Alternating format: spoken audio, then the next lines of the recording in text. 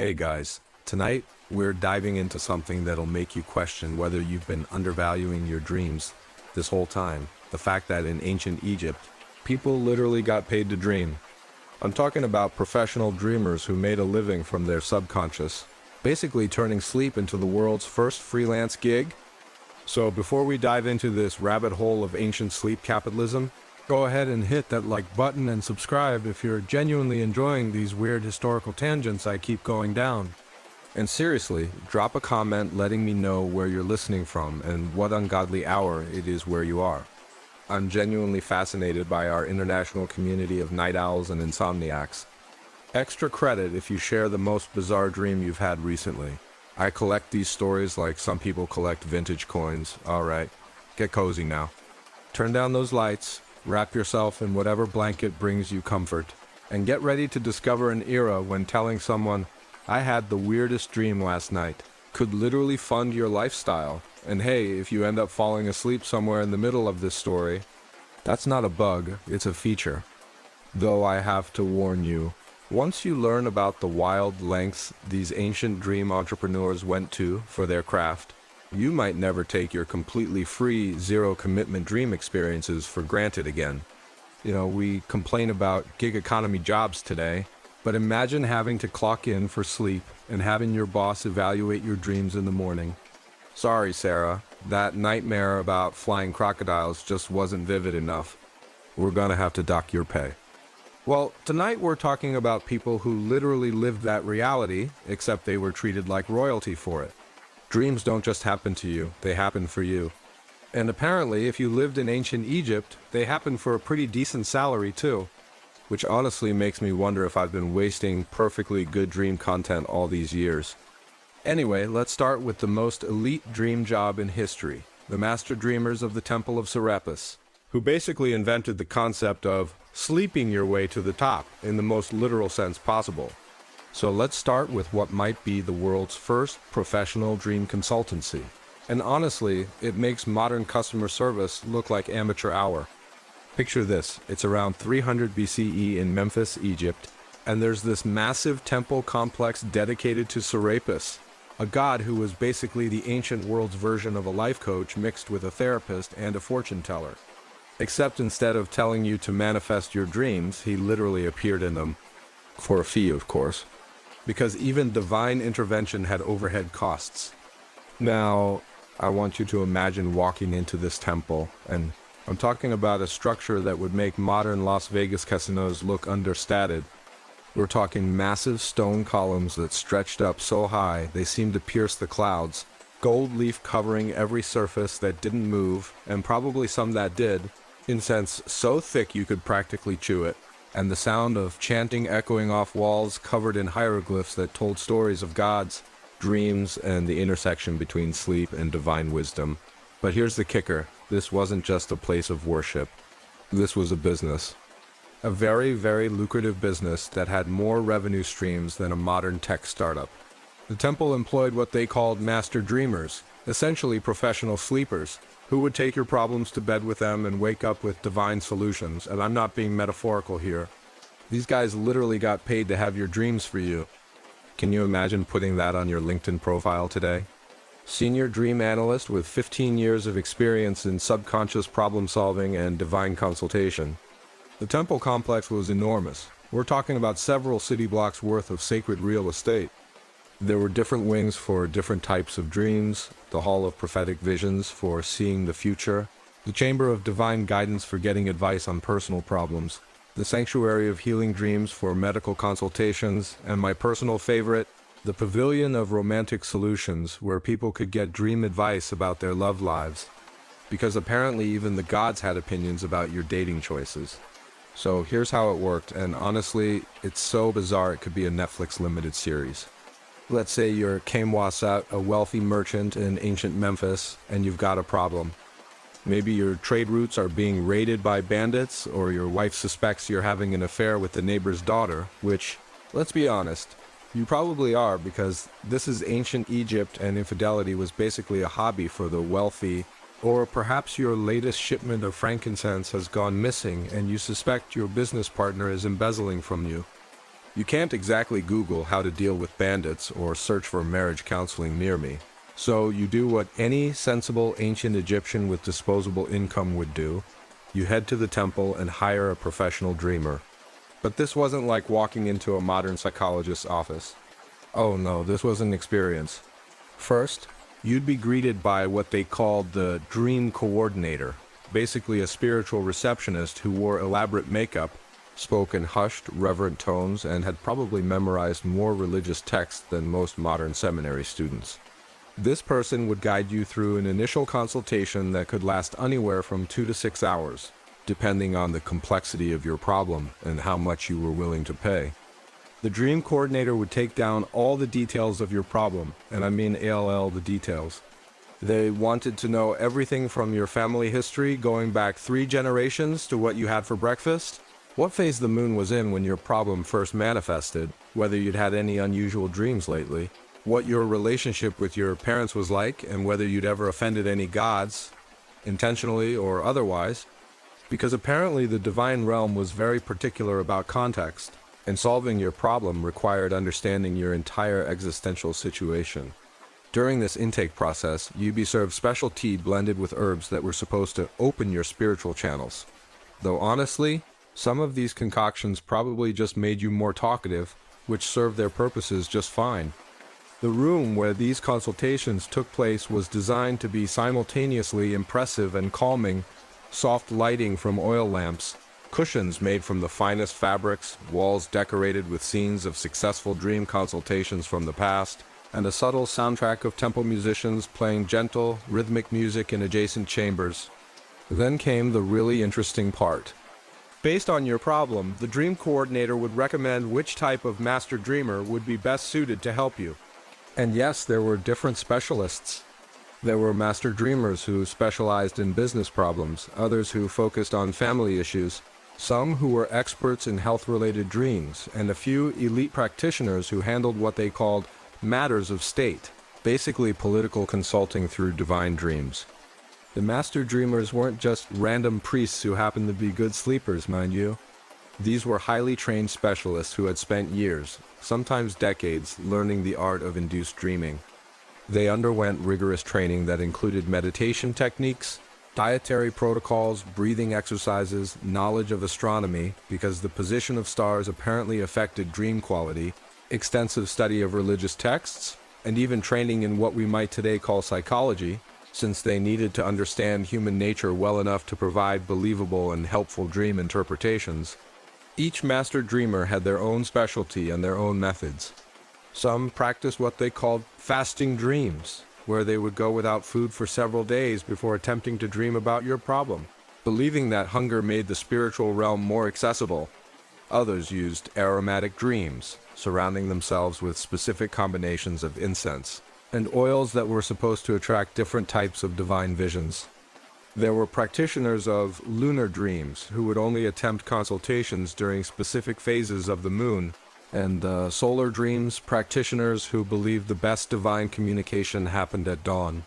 But here's where it gets really wild. They didn't just wing it and hope for divine inspiration. These guys had what amounted to a dream menu, seriously. There were different packages depending on your problem and your budget, like the ancient world's first-tiered service plan. The Divine Insight package was the premium option, the ancient equivalent of first-class service. For this level of consultation, the master dreamer would fast for 3 days, undergo purification rituals that involved bathing in sacred water from the Nile at dawn, burning specific combinations of incense, each mixture cost more than most people made in a month, and eating a carefully prepared meal designed to induce prophetic dreams. The meal itself was a work of art, specific foods that were believed to enhance spiritual receptivity, prepared by temple cooks who were sworn to secrecy about the recipes and blessed by priests before consumption. The master dreamer would then sleep in the most sacred chamber of the temple, a room located directly beneath the statue of Serapis himself. This chamber was a marvel of ancient engineering. The walls were covered in silver and gold leaf. The ceiling was painted with constellations that moved throughout the night thanks to a complex system of mirrors and oil lamps. And the bed itself was oriented to align with celestial movements because apparently even furniture placement could affect your dream reception quality. Your problem would be written on the finest papyrus and hieroglyphs blessed by multiple priests, and this papyrus would be placed under the dreamer's pillow on their chest, and sometimes even burned so that the smoke could carry your concerns directly to the divine realm. The chamber was designed with specific acoustics so that the sound of the Nile would create a subtle, rhythmic background noise that was supposed to enhance dream activity, and the temperature was carefully controlled using a system of vents and braziers that would make modern, Vedic engineers jealous. The standard solution package was more affordable, the ancient equivalent of business class. This involved one night of ritual dreaming with basic purification, still quite elaborate by modern standards but without all the premium touches.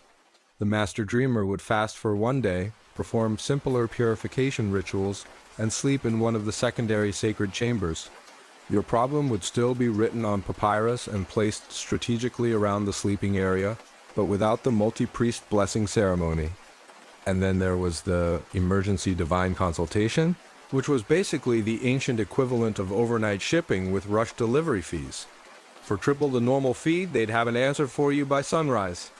This service was popular with merchants who needed quick decisions about trade deals, politicians facing immediate crises, and apparently quite a few people with urgent romantic dilemmas who couldn't wait for regular scheduling. For emergency consultations, they had master dreamers who were essentially on call, trained practitioners who maintained special diets and sleep schedules specifically so they could perform immediate dream consultations at any time. These emergency dreamers lived at the temple full-time, maintained in a state of semi-perpetual spiritual readiness, like ancient Egyptian Navy SEALs of the subconscious realm. Now you might be thinking, okay, but what if the dreamer just doesn't dream anything useful? Well, that's where the genius of this system comes in, and honestly, it's more sophisticated than most modern customer service protocols. These guys always had a dream to report. Always. It was guaranteed or your money back. Except they never actually had to give money back because they had developed fail-safe systems that would make modern quality assurance managers weep with envy. Here's how they pulled this off, master. Dreamers were trained in what they called dream synthesis, essentially the ability to construct meaningful narratives from even the most mundane dream elements. If they dreamed about something completely random, like a cat walking across a courtyard, they had extensive training in symbolic interpretation that could turn that cat into profound divine guidance about your specific problem. But more than that, they maintained extensive records of past consultations and their outcomes. So if you came in with a problem about trade route bandits, they already had a database of previous bandit-related dreams and their real-world results. They could draw on this library of successful dream solutions to ensure that whatever divine vision they reported would be both believable and practically useful. The master dreamer would wake up, usually around dawn because apparently the gods were early risers, and immediately transcribe their dream onto papyrus. But here's the thing, they wouldn't just tell you what they dreamed. Oh no, that would be too simple and wouldn't justify the premium pricing. They had a whole team of dream interpreters who would analyze the symbolic meaning of every single detail in what amounted to the world's first professional dream analysis session. Let's say the master dreamer dreamed about a falcon landing on a sycamore tree while a crocodile watched from the Nile and a merchant dropped a bag of grain that scattered in the wind. The team of interpreters would spend hours analyzing this vision. The falcon represented swift action because you need to move quickly against those bandits. The sycamore tree symbolized protection through wisdom. You should hire local guides who know safe routes. The crocodile indicated that patience and stealth were required. Don't attack the bandits directly, outsmart them. The merchant represented your business concerns. The dropped grain symbolized current losses and the scattering in. The wind suggested that spreading your risk across multiple routes would minimize future problems. It was basically ancient Egyptian fortune cookies, but with way better production values, significantly higher profit margins, and a level of detail that would make modern business consultants jealous. Each interpretation session involved multiple experts, cross-referencing with astronomical charts, consulting historical precedents, and sometimes even bringing in specialists from other temples who had expertise in specific types of symbolic interpretation. The most expensive service they offered was called Divine Dreaming by Proxy, and this is where things get absolutely bonkers, even by ancient Egyptian standards. If you were really wealthy, like pharaoh-adjacent wealthy, or successful enough to own multiple pyramid construction contracts, you could hire multiple master dreamers to dream about the same problem simultaneously. They believed that if three different dreamers all had similar dreams on the same night, it was basically divine confirmation that the solution was legitimate and that the gods were in complete agreement about your situation. Imagine being so rich that you could literally hire a committee of people to sleep on your problems. I'm sorry I can't come to dinner tonight, honey. I've got 5 professional dreamers working on my tax situation, and I need to be here for the morning interpretation session. This service was so expensive that only a handful of people per year could afford it, but it was considered the ultimate in divine consultation luxury. For the multi-dreamer sessions, they would coordinate the entire process with scientific precision. All the dreamers would undergo identical purification rituals, eat the same specially prepared foods, sleep in chambers with identical environmental conditions, and have your problem presented to them in exactly the same way. Then, in the morning, each dreamer would independently record their dreams before any consultation with the others to ensure that the divine messages weren't contaminated by human influence. The interpretation of multiple dreams about the same problem was an art form in itself. The team of interpreters would look for common themes, overlapping symbols, and recurring elements across all the dreams. When they found similarities, and they always found similarities because they were very good at their jobs, it was presented as overwhelming divine consensus about the correct course of action. And the best part? These guys kept detailed records that would make modern data analysts proud. We found papyrus scrolls that are basically ancient dream databases with client names, problems, dreams, interpretations, follow-up results, and even customer satisfaction ratings. It was like Yelp reviews for divine intervention, complete with detailed feedback about the quality of service. 5 stars for Amenhotep the Dream Master. Dreamed about my cattle theft problem and provided detailed guidance about hiring additional security and changing grazing locations. The bandits were caught within a week and my livestock losses dropped by 80%. Interpretation team was thorough and professional. Will definitely use again for future livestock emergencies. Highly recommend the premium Divine Insight package for serious agricultural crises. Satisfied customer 287 BCE, the temple even offered what amounted to a subscription service that would make modern SaaS companies jealous. Wealthy families could pay an annual fee to have a master dreamer on retainer, ready to tackle any problems that arose throughout the year. Some pharaohs had personal dream consultants who were essentially part of their advisory council, sitting in on important meetings and providing divine insight on matters of state. Imagine being in a meeting about military strategy and someone saying, "Well, before we decide on troop movements against the Nubians, let's see what Kenti's dreams have to say about it. He's been fasting for 3 days and should have some quality divine intelligence by tomorrow morning." The subscription service included regular check-ins, priority scheduling for urgent consultations, discounted rates for family members, and even what they called preventive dreaming, regular sessions where the master dreamer would just sleep on your general situation to catch any potential problems before they became serious. It was like having spiritual health insurance, except it actually seemed to work most of the time. But here's what really gets me about this whole operation. It wasn't just about the money, although the money was definitely excellent. These people genuinely believed in what they were doing. The master dreamers weren't con artists running an elaborate scam. They were true believers who thought they were facilitating divine communication between the mortal and divine realms. They spent their entire lives perfecting techniques to enhance their dreaming, including special diets that would make modern wellness influencers jealous, meditation practices that took decades to master, and even architectural innovations designed to optimize the dream experience. The sleeping chambers in the temple were marvels of ancient engineering, designed specifically to enhance dream activity through environmental manipulation.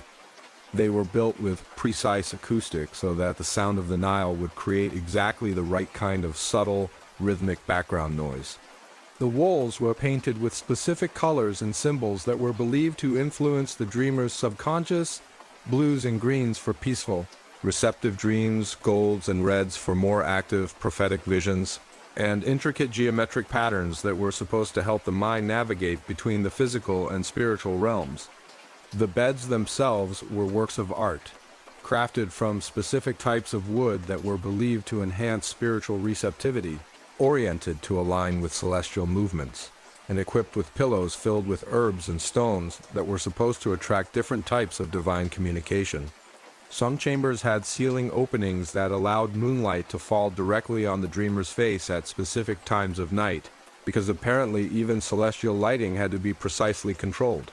Some master dreamers became so famous that people would travel hundreds of miles just to have them dream about their problems. There were waiting lists, actual waiting lists, sometimes months long, to have someone sleep on your behalf. Can you imagine explaining that to your boss today? Sorry I'm late with the quarterly report, but my dream consultant is backed up until Thursday, and I really need his input before I can make any major decisions. The most famous master dreamers had international reputations. Merchants would plan trade routes specifically to pass through Memphis so they could consult with renowned dream specialists. Foreign dignitaries would include stops at the temple in their official itineraries. Some master dreamers even traveled, offering their services to wealthy clients in other cities, like ancient Egyptian management consultants with very specialized skill sets. The whole system was so successful that it spread throughout the ancient world, though nobody else quite managed to match the Egyptian level of sophistication.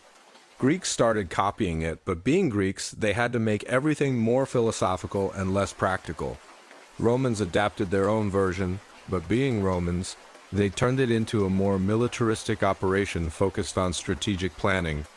Even some barbarian tribes up north apparently tried to get in on the action, though they weren't quite as sophisticated about it, and their professional dreamers were mostly just shamans who charged extra for sleeping. Leave it to the Egyptians to turn sleep into a professional service industry with quality controls, customer satisfaction metrics, and premium service tiers. They basically invented the consulting industry 2,000 years before McKinsey figured out they could charge people enormous amounts of money to solve their problems for them. And you know what the craziest part is? Sometimes it actually worked. Not necessarily because of divine intervention, although who knows, but because forcing someone to think deeply about a problem for days, then sleep on it, literally, and then have a team of trained analysts examine potential solutions from multiple symbolic angles. That's actually not a terrible problem-solving methodology. It's like ancient brainstorming, but with more incense, better architecture, and significantly more impressive job titles. Now, speaking of dreams that changed history, let me tell you about what might be the most expensive dream consultation in ancient Egypt, and possibly the most successful publicity. Stunt involving a giant stone cat that the world has ever seen. This is the story of how a young prince turned a desert nap into a career-defining moment, and how professional dream interpretation became the foundation of an entire royal dynasty. It's around 1400 BCE, and we need to talk about a young prince named Tutmosis IV, who was having what you might call a serious career crisis. See, Tutmosis wasn't exactly first in line for the throne. He wasn't even second or third in line. He was more like fourth or fifth in line. Ancient Egyptian succession was complicated, involving legitimate wives, secondary wives, concubines, adopted heirs, and probably a few people who just claimed to be Pharaoh's cousins and hoped nobody would check the paperwork too carefully. Let's just say his chances of becoming Pharaoh were somewhere between slim and maybe if everyone else gets eaten by crocodiles simultaneously. Which, given that this was ancient Egypt and crocodiles were basically the apex predator of the political landscape, wasn't entirely impossible, but definitely wasn't something you could build a career plan around. Tutmosis was what we might call today a spare heir, kept around just in case something happened to the main candidates, but not really expected to do much except look royal at ceremonies and maybe manage some minor temple construction projects. He was intelligent, well-educated, and probably pretty frustrated with his limited prospects. Imagine being born into the royal family, but knowing that your most likely career path was professional younger brother to whoever actually becomes pharaoh. So one particularly hot day, young Tutmosis is out hunting in the desert near Giza, because apparently that's what unemployed princes did for fun back then, since there weren't exactly career counselors or LinkedIn for royal family members having existential crises. Hunting in the Egyptian desert was both a practical skill and a royal hobby, involving complex expeditions with servants, supplies, hunting dogs, and probably enough gear to stock a small military campaign. The Giza Plateau in Tutmosis' time looked very different from what tourists see today. The pyramids were already ancient, over 1,000 years old, and they were considered historical monuments even then, but the area around them was partially buried in sand. Windblown and largely abandoned except for occasional hunting parties and religious pilgrims visiting the old temples. During this hunting expedition, Tutmosis decides to take a nap in the shadow of the Great Sphinx. Now, this wasn't just any ordinary nap spot, and it definitely wasn't the tourist attraction it is today. By Tutmosis' time, the Sphinx was already ancient beyond imagination. It had been sitting in the desert for over 1,000 years, and it was completely buried in sand up to its neck. Imagine a massive stone head just poking out of a sand dune, staring across the desert with those enigmatic eyes, looking like some kind of geological accident rather than one of the wonders of the ancient world. Most people just ignored the buried Sphinx. It had become part of the landscape like a weird hill with a face. Travelers would pass by without giving it much thought. It was basically the ancient equivalent of that weird statue in your city park that no one really notices anymore except when giving directions. Take a left at the giant buried head was probably actual navigational advice back then. But Tutmosis, being young and probably a bit heat-addled from hunting in the desert sun all day, decides this sand-buried monument would make a perfect place for a siesta. The shadow was good, the sand was warm but not too hot, and there was something peaceful about resting next to this ancient, mysterious face that had been watching the desert for longer than anyone could remember. So he dismisses his hunting party, because apparently even naps required some privacy when you were a prince, lies down in the shadow of the great stone head, uses his hunting pack as a pillow, and promptly falls asleep. And that's when things get interesting. According to the official story, and I want to emphasize that we only have Tutmosis' word for this, which is already somewhat suspicious given the political implications, he has this incredibly vivid dream. Not the usual scattered, symbolic kind of dream that required professional interpretation, but a full-on conversation dream with crystal clarity and HD production values. In the dream, the Sphinx comes to life and starts talking to him. Not in that subtle, metaphorical way that dreams usually work, but full-on conversation like they're having coffee together at an ancient Egyptian Starbucks. The Sphinx, speaking as the god Revered, because ancient Egyptian gods were apparently excellent at multitasking and real estate management, basically offers Tutmosis the deal of a lifetime. "Listen, kid," the Sphinx says in the dream, "I'm tired of being buried in sand. It's undignified. I used to be magnificent, a wonder of the world, a symbol of divine power and royal authority. Now I look like a decapitated garden ornament stuck in a sandbox. People walk by without even realizing what I am. It's embarrassing for a god." The Sphinx goes on to explain its predicament in detail. For centuries, desert winds have been depositing sand around its body, gradually burying the magnificent lion form until only the head remained visible. The sand isn't just aesthetically displeasing, it's actually damaging the structure, wearing away at the carefully carved stone, filling in the intricate details that took ancient craftsmen decades to complete. "Here's what I'm willing to do," the Sphinx continues, getting down to business like any good ancient Egyptian negotiator. "You dig me out, restore my glory, clean away all this accumulated sand and debris, maybe fix some of the weather damage while you're at it, and I'll make sure you become pharaoh. Not just maybe, not just probably, but definitely. I'll personally arrange it with the other gods. Deal?" The Sphinx sweetens the offer with specifics. Not only will Tutmosis become pharaoh, but he'll have a long and prosperous reign, successful military campaigns, abundant harvests, and the respect of his people. It's basically a comprehensive career advancement package negotiated by a divine stone lion. Now Tutmosis wakes up from this dream, and he's got a choice that would challenge any reasonable person. He could dismiss it as a weird desert hallucination brought on by too much sun, not enough water, and the natural tendency of the human brain to create meaningful narratives out of random neural activity during sleep. That would be the sensible, rational response, or He could treat it as a genuine divine mandate and spend a fortune excavating one of the largest monuments in Egypt on the off chance that a stone lion man's promise might actually pay off, which would be completely insane, financially ruinous, and possibly the most expensive gamble in ancient history. Guess which option he chose? But here's where our story gets really interesting, because Tutmosis didn't just start digging immediately. This is where the professional dream industry that we talked about earlier comes into play in a big way. Because when you're a prince who just got career advice from a piece of ancient architecture, you want to make absolutely sure you're interpreting the message correctly before you bet your entire inheritance on it. Tutmosis hires not just one, but an entire team of Egypt's finest dream interpreters. We're talking about the equivalent of bringing in McKinsey & Company, Deloitte, and PricewaterhouseCoopers simultaneously to analyze your fortune cookie. These weren't cheap consultants either. The best dream interpreters in Egypt charged fees that could bankrupt lesser nobles, and Tutmosis was essentially assembling an all-star team of the most expensive spiritual advisors in the known world. First, he consults with the high priest of Ptah in Memphis, who specialized in construction-related divine communications. Because apparently even dream interpretation had subspecialties back then, like modern medicine but with more incense and significantly more religious significance. The high priest of Ptah was considered the ultimate authority on any divine message involving building, construction, or restoration projects. The consultation process is elaborate and expensive. Tutmosis has to provide detailed accounts of the dream, the exact time and location where it occurred, the phase of the moon, what he had eaten that day, his emotional state before sleeping, and even what he was wearing.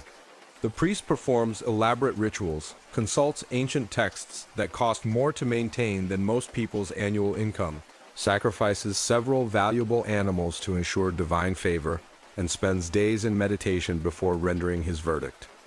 The high priest declares that yes, this dream is definitely legitimate divine communication, and yes, Tutmosis should absolutely spend his inheritance digging up a giant cat.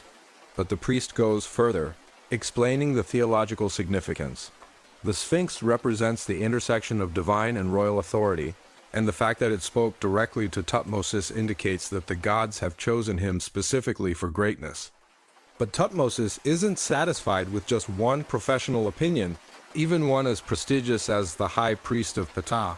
He's about to bet everything he owns on this dream, so he wants multiple expert confirmations. He hires dream consultants from Thebes, who specialize in prophetic visions involving royal succession. He brings in Syrian mystics who supposedly had experience with talking statue dreams, because apparently this was a recognized category of divine communication. He even consults with Nubian shamans who were rumored to understand the language of stone and could supposedly communicate directly with ancient monuments. Each consultation involves complex rituals, expensive offerings, and fees that would make modern luxury consultants blush. The Syrian mystics perform a ceremony involving burning rare woods and oils while chanting in languages that most Egyptians don't understand, which probably made the whole thing seem more mystical and authoritative. The Nubian shamans bring their own unique perspective, explaining how stone monuments in their culture serve as conduits for ancestral wisdom and divine guidance. Every single consultant comes to the same conclusion. Tutmosis's dream is genuine. The divine mandate is clear, and he should proceed with the excavation immediately. Of course, they all came to this conclusion because telling a prince that his dreams aren't divinely inspired isn't exactly a career-advancing move in ancient Egypt. Each consultation costs a small fortune. We're talking about the kind of money that could have bought him a decent-sized pyramid, a fleet of ships, or enough grain to feed a small city for a year. But Tutmosis is convinced that this dream is his ticket to the throne, so he's willing to invest everything he has in getting the professional validation he needs. The really clever part is what happens next. Instead of just quietly digging up the Sphinx and hoping for the best, Tutmosis turns the whole thing into a massive public relations campaign that would make modern political consultants weep with admiration. He doesn't just excavate the monument. He creates a comprehensive media strategy around the excavation. Tutmosis commissions the creation of what's called the Dream Stela, basically a giant stone press release that he places right between the Sphinx's paws. This stela is a masterpiece of ancient propaganda. telling the whole story of his dream with some very strategic additions and editorial enhancements. The inscription doesn't just say, "I had a dream and decided to dig up this statue." That would be far too simple and wouldn't convey the proper religious and political significance. Instead, it positions the entire excavation as a divine mandate, a sacred duty that proves Tutmosis has been specifically chosen by the gods themselves to rule Egypt. The stela describes in elaborate detail how Roharkti appeared to him, how the god was suffering in his sand-covered state, and how only a future pharaoh could have received such a clear and specific divine vision. It's carefully crafted to suggest that the dream itself is evidence of Tutmosis's divine right to rule, because obviously the gods wouldn't waste their time talking to someone who wasn't destined for greatness. But the real masterstroke is what Tutmosis does with all those expensive dream consultations.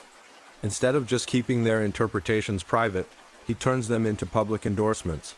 The stela includes quotes and testimonials from various priests and mystics, all confirming that his dream was genuine divine communication and that the excavation project has full religious approval. It's like having Yelp reviews for your prophetic vision, except all the reviewers are respected, religious authorities, and the stakes are control of the most powerful empire in the ancient world. 5 stars for Prince Tutmosis' Sphinx dream. Definitely authentic divine communication. The symbolism was clear, the timing was perfect, and the excavation recommendations were spot on. The god's intentions could not be more obvious. Would definitely confirm divine mandate again. High Priest of Ptah, Memphis Temple, exceptional prophetic vision with clear political implications. The divine realm has spoken unambiguously about royal succession. Highly recommend proceeding with full excavation project immediately. Chief Mystic Temple of Amen. Thebes, the excavation itself, becomes a huge public spectacle that attracts visitors from across the ancient world. Instead of just hiring workers and digging quietly, Tutmosis turns it into a religious festival that lasts for months. People come from all over Egypt to watch the gradual emergence of this ancient wonder, like the world's first archaeological theme park combined with a spiritual pilgrimage site. Food vendors set up shop around the excavation site, selling snacks and refreshments to the crowds of spectators. Priests perform daily ceremonies blessing the work and interpreting each new discovery as further evidence of divine approval. Musicians and entertainers provide ongoing entertainment, making the whole thing feel more like a celebration than a construction project. Local craftsmen sell Sphinx-themed souvenirs, miniature replicas, amulets, scrolls with dream interpretation guides, and probably t-shirts if they had existed back then. The excavation becomes an economic boom for the entire region, generating jobs and attracting tourism. Revenue that makes everyone in the area a stakeholder in Tutmosis' success. And here's the brilliant part. As the Sphinx gradually emerges from the sand, revealing its full majesty for the first time in over a millennium, people start to believe that maybe this young prince really is divinely chosen. I mean, look what happens when he has a dream. Ancient monuments literally rise from the earth at his command. Each day brings new discoveries as workers clear away centuries of accumulated sand and debris. The Sphinx's body emerges gradually, revealing the intricate carving work, the magnificent proportions, and the sheer scale of this ancient wonder. Spectators gasp as they see the full lion body for the first time, the carefully carved paws, the detailed stonework that has been hidden for generations. The project takes months and costs an absolutely staggering amount of money, probably enough to fund a small war or build several temples. But it works exactly as Tutmosis hoped. The political momentum from the Sphinx excavation, combined with the religious authority of all those professional dream interpretations, positions him as the obvious choice when succession time comes around. Every day of the excavation brings new evidence that the gods favor Tutmosis. Workers discover ancient inscriptions that seem to support his claim to divine approval. The weather remains perfect throughout the project, which is interpreted as divine blessing. No major accidents occurred during the dangerous excavation work, which is seen as further proof of supernatural protection. When his father Amenhotep II dies several years later, guess who becomes pharaoh? Tutmosis IV, the guy who listened to career advice from a giant stone cat, and then hired the ancient world's most expensive consulting team to confirm that he should follow through on it. But wait, it gets even better. Once he's pharaoh, Tutmosis doesn't just forget about his dream team or treat the whole thing as a one-time political stunt. He establishes what amounts to the first Royal Dream Advisory Council, institutionalizing the role of professional dream interpretation in government decision-making. He keeps several of the interpreters who worked on his Sphinx project on permanent retainer, ready to analyze any future dreams that might affect state policy. These consultants become part of his inner circle, attending important meetings and providing spiritual guidance on matters ranging from military strategy to agricultural policy. Imagine being in a cabinet meeting where someone says, "Your Majesty, before we decide whether to invade Nubia, perhaps we should see what your dreams have to say about it." I recommend we consult with Kenti the Dream Master. He's been fasting for 3 days and should have some quality divine intelligence by tomorrow morning. And then everyone just nods like this is completely normal procedure for running an empire. The whole system becomes so institutionalized that future pharaohs start expecting their own prophetic dreams and hiring their own professional interpretation teams. There's suddenly enormous pressure on the royal dream interpretation industry to make sure the pharaoh's subconscious regularly receives divine policy guidance. No pressure or anything. Some historians think the whole Sphinx dream story was completely fabricated after the fact, that Tutmosis came up with the dream narrative to justify a very expensive restoration project that he wanted to do anyway for political or personal reasons. The timing certainly seems convenient, and the dream itself is almost too perfect in its political implications. But honestly, even if it was made up, the fact that he thought, "I had a dream about it," was a convincing political argument tells you everything you need to know about how seriously ancient Egyptians took their professional dream industry. In a culture where dreams were considered direct communication from the divine realm, claiming divine mandate through a dream was actually a brilliant political strategy. And the legacy of this whole adventure? The dream stealer is still there, right between the Sphinx's paws 4,000 years later. It's probably the most expensive piece of dream-related advertising in human history, and every tourist who visits Zizad today sees Tutmosis's ancient press release about how a talking statue gave him career advice. You know what's really wild, though? It actually worked. Tutmosis IV had a successful reign lasting almost a decade. Egypt prospered under his rule. He conducted successful military campaigns, and the Sphinx got to spend the next few centuries showing off its full glory instead of looking like a geological mishap. So maybe, just maybe, investing your entire inheritance in professional dream interpretation and monument excavation isn't the worst business strategy ever conceived. Though I still wouldn't recommend trying it with your 401k unless you're absolutely certain that ancient stone monuments are trying to give you career advice. Now, if you thought professional dreamers were wild, wait until you hear about the people who took it one step further and turned sleeping into a full-time hospitality business. I'm talking about the Incubadores de Sanjos, dream incubators, who were basically ancient. Egypt's version of luxury hotels, except instead of thread count and room service, they specialized in providing premium sleeping experiences designed to attract divine visions. And yes, people paid handsomely for the privilege of taking a very expensive nap. Picture this, you're walking through the desert outside Cairo around 250 BCE, and you come across what looks like a cross between a 5-star resort and a religious compound. Multiple buildings, beautifully landscaped gardens with palm trees and lotus ponds, the sound of gentle music drifting on the evening breeze, and signs advertising divine dream experiences and guaranteed prophetic visions or your money back. Because apparently even spiritual enlightenment came with customer satisfaction warranties in ancient Egypt. These dream incubation centers were scattered throughout Egypt, but the most famous ones were located near major temples in Memphis, Thebes, and Dendera. They weren't just random buildings where people happened to sleep. They were sophisticated operations that combined religious ritual, psychological manipulation, architectural engineering, and what we might today recognize as early hospitality management. The whole concept started when some enterprising priests realized that people were traveling enormous distances to sleep in temples, hoping to receive divine dreams, but the temples weren't really set up to accommodate tourists. Traditional temples were designed for daily religious ceremonies, not for providing comfortable overnight accommodations to wealthy Egyptians having spiritual crises. So these religious entrepreneurs, and honestly, That's exactly what they were decided to create specialized facilities, specifically designed to maximize the chances of having meaningful dreams. They studied everything about what made dreams more vivid, more memorable, and more likely to be interpreted as divine communication, then built entire businesses around providing those conditions.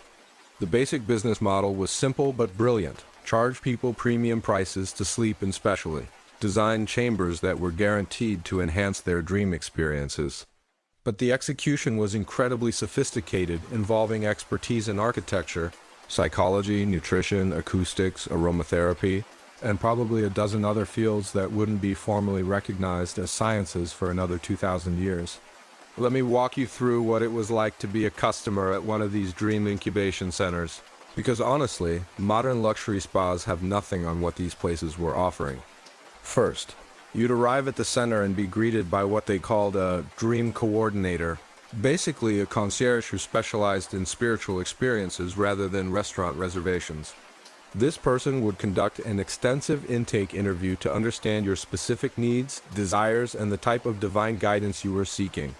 The interview process was thorough to a degree that would make modern medical professionals jealous.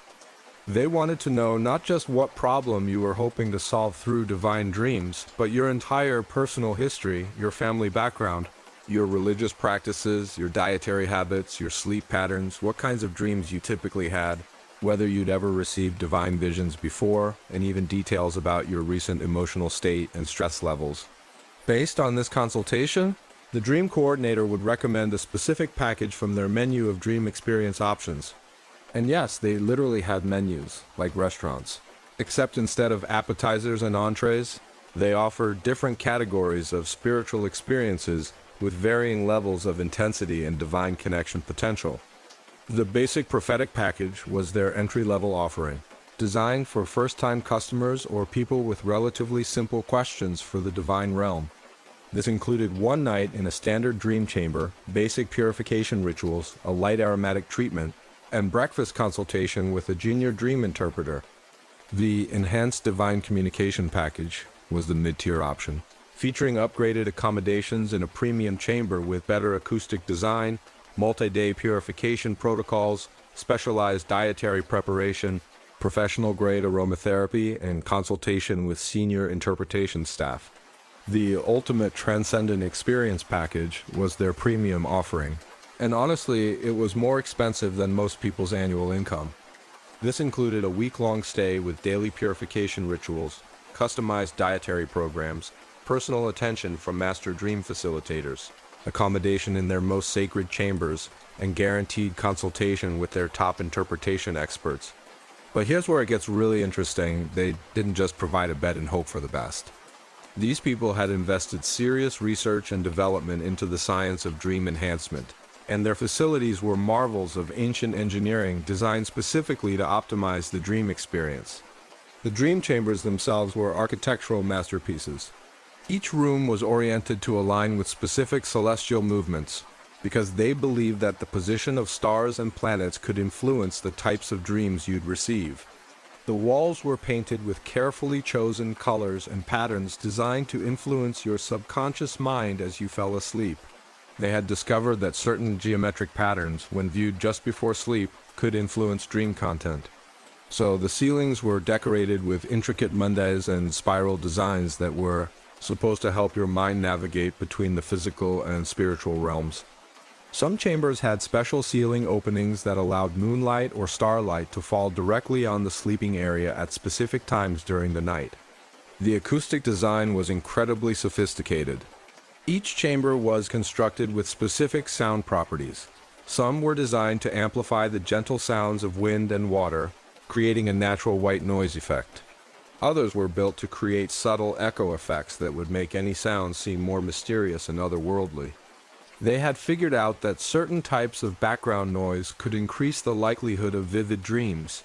So many chambers were positioned near streams, fountains, or specially designed wind chimes that would create specific musical tones throughout the night. The beds themselves were works of art, crafted from woods that were believed to have spiritual properties. Cedar was considered ideal for prophetic dreams because it was associated with longevity and divine wisdom. Sycamore was used for healing dreams, while acacia was preferred for dreams about love and relationships. The mattresses were filled with herbs and materials chosen for their supposed dream-enhancing properties. Lavender for peaceful sleep, lotus petals for spiritual receptivity, frankincense powder for divine communication, and various other botanicals that modern aromatherapists would probably recognize and approve of. But the real innovation was in what they called environmental manipulation. Basically, they had figured out how to create artificial dream triggers through carefully controlled sensory experiences. Each dream chamber had a complex system of burners and vents that could release different scents throughout the night. They would start with relaxing aromas to help you fall asleep, then gradually introduce more spiritual scents designed to influence your dream content, and finally use energizing fragrances timed to coincide with the REM sleep phases when dreams were most vivid. They had discovered that temperature changes could also affect dream intensity, so the chambers were equipped with heating and cooling systems that could create subtle temperature fluctuations throughout the night. A slight cooling just before dawn was supposed to make dreams more memorable and easier to recall upon waking. Some of the premium chambers had what they called divine inspiration systems, basically. Hidden speakers that would play very soft sounds designed to influence dream content without fully waking the sleeper. Gentle whispers in ancient languages, distant temple bells, the sound of wind through sacred groves, or subtle musical tones that were supposed to attract specific types of divine attention. The most expensive chambers had celestial simulation, systems that used mirrors and oil lamps to create moving patterns of light on the ceiling that mimicked the movement of stars and planets. Falling asleep while watching these artificial celestial displays was supposed to help your spirit travel to the divine realm more easily. But the truly cutting-edge innovation was their development of what they called collaborative dreaming environments. These were special suites where multiple people could sleep simultaneously in interconnected chambers, allowing them to potentially share dream experiences or receive complementary divine messages about the same problem. The collaborative suites were designed with specific acoustic properties so that if one person spoke or made sounds during their dreams, it might subtly influence the dreams of the other sleepers without fully waking them. The idea was that the divine realm could coordinate multiple dreamers to provide a more complete and detailed message. These collaborative sessions were incredibly expensive and were usually booked by wealthy families facing major decisions, business partnerships dealing with complex problems, or political groups seeking divine guidance on important matters. Imagine paying premium prices for the chance that you and your business partners might have coordinating dreams about your company's future strategy.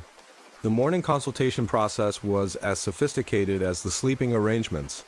Professional dream interpreters would conduct detailed interviews with each client, recording every detail of their dream experience and analyzing the symbolic meaning of each element. They had developed extensive databases of dream symbols and their various interpretations, cross-referenced with the specific circumstances of each dreamer and the type of guidance they were seeking. Different symbols meant different things depending on your gender, age, social status, profession, and the particular problem you were trying to solve. The interpretation sessions could last for hours, with multiple experts weighing in on different aspects of your dream. They would analyze not just what you dreamed, but how the dreams made you feel. What details you remembered most clearly, which parts of the dream seemed most significant to you, and how the various symbolic elements related to your specific life situation. But here's the really clever part. They had developed what amounted to customer satisfaction metrics for divine communication. If your dreams weren't vivid enough, meaningful enough, or didn't provide clear guidance about your problems, they would offer additional nights at reduced rates until you received satisfactory divine communication. This wasn't just good customer service, it was smart business strategy. By guaranteeing results, they ensured that customers would leave feeling satisfied with their spiritual experience and would recommend the service to others.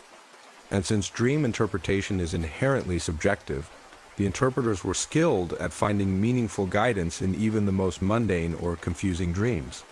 Some of the more successful dream incubation centers had customer loyalty programs that would make modern hotels jealous.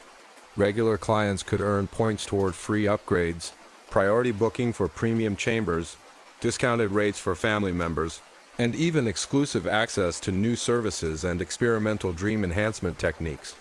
The most prestigious centers had waiting lists for their premium services, sometimes months long. Wealthy Egyptians would plan their spiritual consultations well in advance, scheduling dream incubation sessions around important life events, business decisions, or family milestones. Some dream incubation centers specialized in specific types of divine communication. There were centers that focused on prophetic dreams about the future, others that specialized in healing dreams for medical problems, facilities that concentrated on guidance about love and relationships, and even some that claimed expertise in dreams about finding lost objects or solving crimes.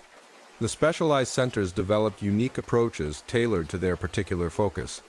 Medical dream centers would have sleeping chambers designed to enhance healing dreams, with special herbs and treatments designed to promote physical recovery. Prophetic dream centers would use astronomical calculations to determine the optimal times for receiving visions of future events. Business consulting dream centers, yes, that was actually a thing, would cater specifically to merchants and traders seeking divine guidance about commercial ventures. These facilities understood the particular concerns of business people and had developed specialized interpretation techniques for dreams about trade routes, market conditions, and commercial opportunities. The industry became so sophisticated that they developed professional certifications for dream incubation specialists. There were schools that taught the techniques of environmental manipulation, courses in advanced dream interpretation, and even what amounted to graduate programs in divine communication facilitation. Master practitioners of dream incubation were highly respected professionals who could command enormous fees for their expertise.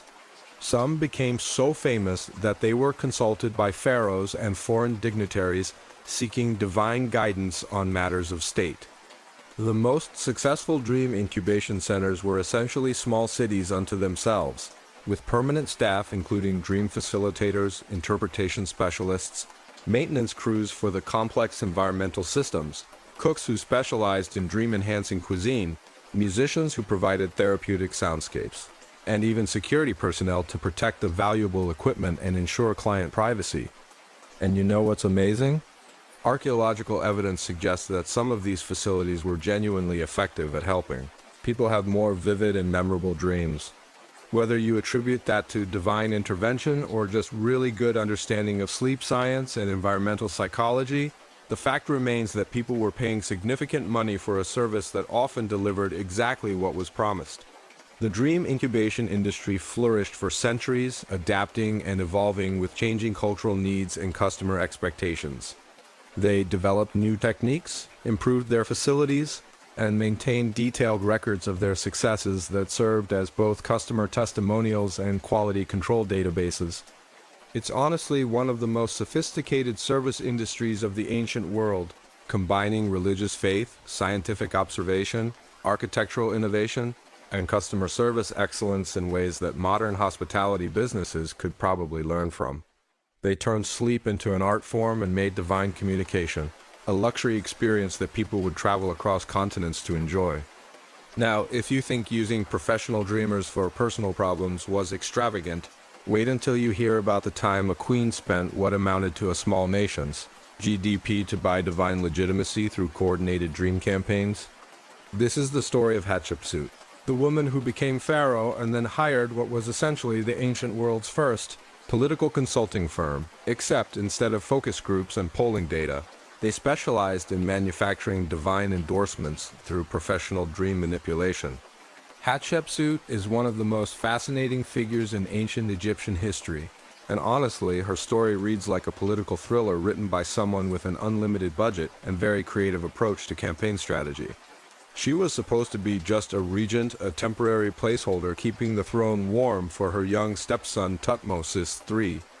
But Hatshepsut had bigger plans, and she was willing to spend absolutely ridiculous amounts of money to convince everyone, including herself, that the gods wanted her to rule Egypt permanently.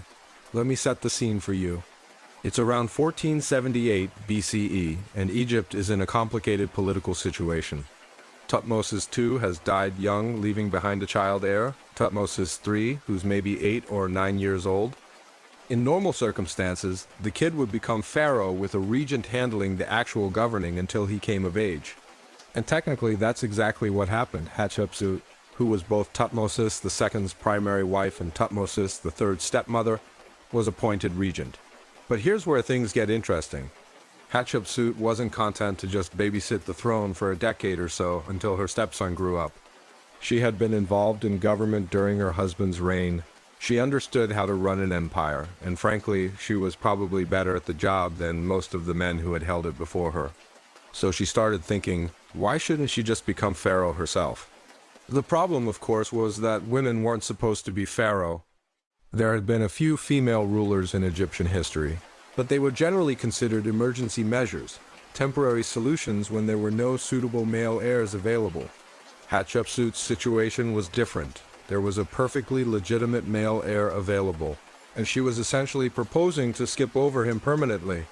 This is where most people would have given up, accepted their limitations, and waited for retirement. But Hatshepsut wasn't most people. She was someone who looked at the impossible and thought, I bet I could solve this with enough money and really good marketing.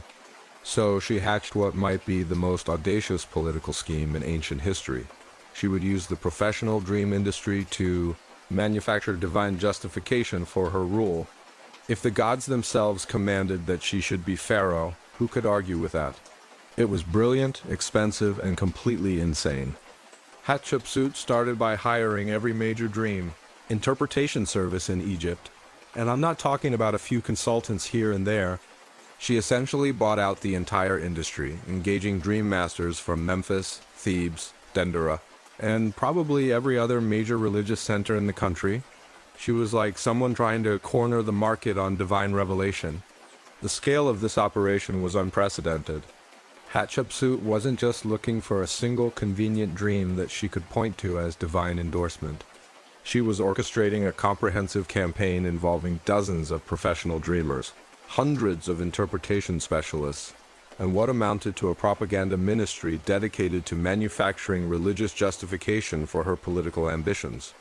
The first phase of her plan involved commissioning what she called exploratory divine consultations. She hired master dreamers to have general dreams about the future of Egypt without specifically mentioning her own political aspirations. The idea was to establish a baseline of divine opinion about the current political situation. These initial consultations were carefully structured to guide the dreamers towards specific types of visions. The questions posed to the divine realm were things like, what does the future hold for Egypt's leadership? And who do the gods favor to guide Egypt through the coming challenges? And what qualities should Egypt's next pharaoh possess? The dreamers, being professionals who understood exactly what their client was looking for, began having visions that emphasized the importance of strong, experienced leadership. Their dreams featured divine messages about how Egypt needed a ruler who was mature, wise, and already experienced in governance.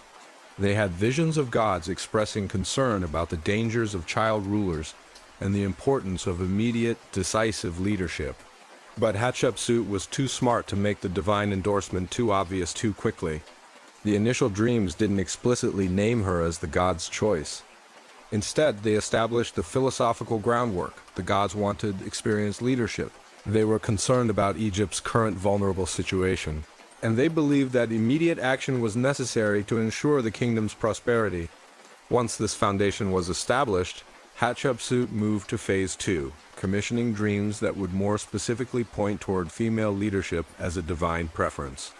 She hired specialists in what they called historical precedent dreams, visions that would reference successful female rulers from Egypt's past and suggest that the gods had always intended for women to play important roles in governing the kingdom. These dreams were masterfully crafted pieces of political theology. The dreamers had visions of ancient goddesses like Isis and Hathor expressing their approval of female leadership. They dreamed of conversations with the spirits of previous female pharaohs, who supposedly endorsed the idea of another woman taking the throne. Some of the most creative dreams involved divine messages about how the current political crisis was actually an opportunity for Egypt to return to a more balanced form of governance that honored both male and female divine principles. It was ancient Egyptian political theory disguised as religious revelation. The interpretation of these dreams was even more sophisticated than their content. Hatshepsut had assembled a team of the most skilled symbolic analysts in Egypt, people who could find layers of meaning in every detail of the divine visions and connect them to current political circumstances in ways that supported her claim to legitimacy. But the real masterstroke came in Phase 3, when Hatshepsut commissioned what she called direct divine mandate dreams. These were visions in which the gods would explicitly name her as their chosen ruler for Egypt. But even here, she was careful about the messaging and timing. The direct mandate dreams didn't just randomly appear. They were carefully coordinated to coincide with specific political and religious events that would maximize their impact. Hatshepsut timed the revelation of these dreams to coincide with major religious festivals, when the public would be most receptive to divine messages, and with political moments when the question of leadership succession was already being discussed. She also made sure that the divine mandate dreams came from multiple sources simultaneously. It wasn't just one dreamer having one convenient vision. It was dozens of professional dreamers across multiple cities all receiving similar divine messages within a short time period, suggesting that the gods were speaking with unprecedented clarity and urgency about Egypt's leadership needs. The coordination required for this operation was staggering.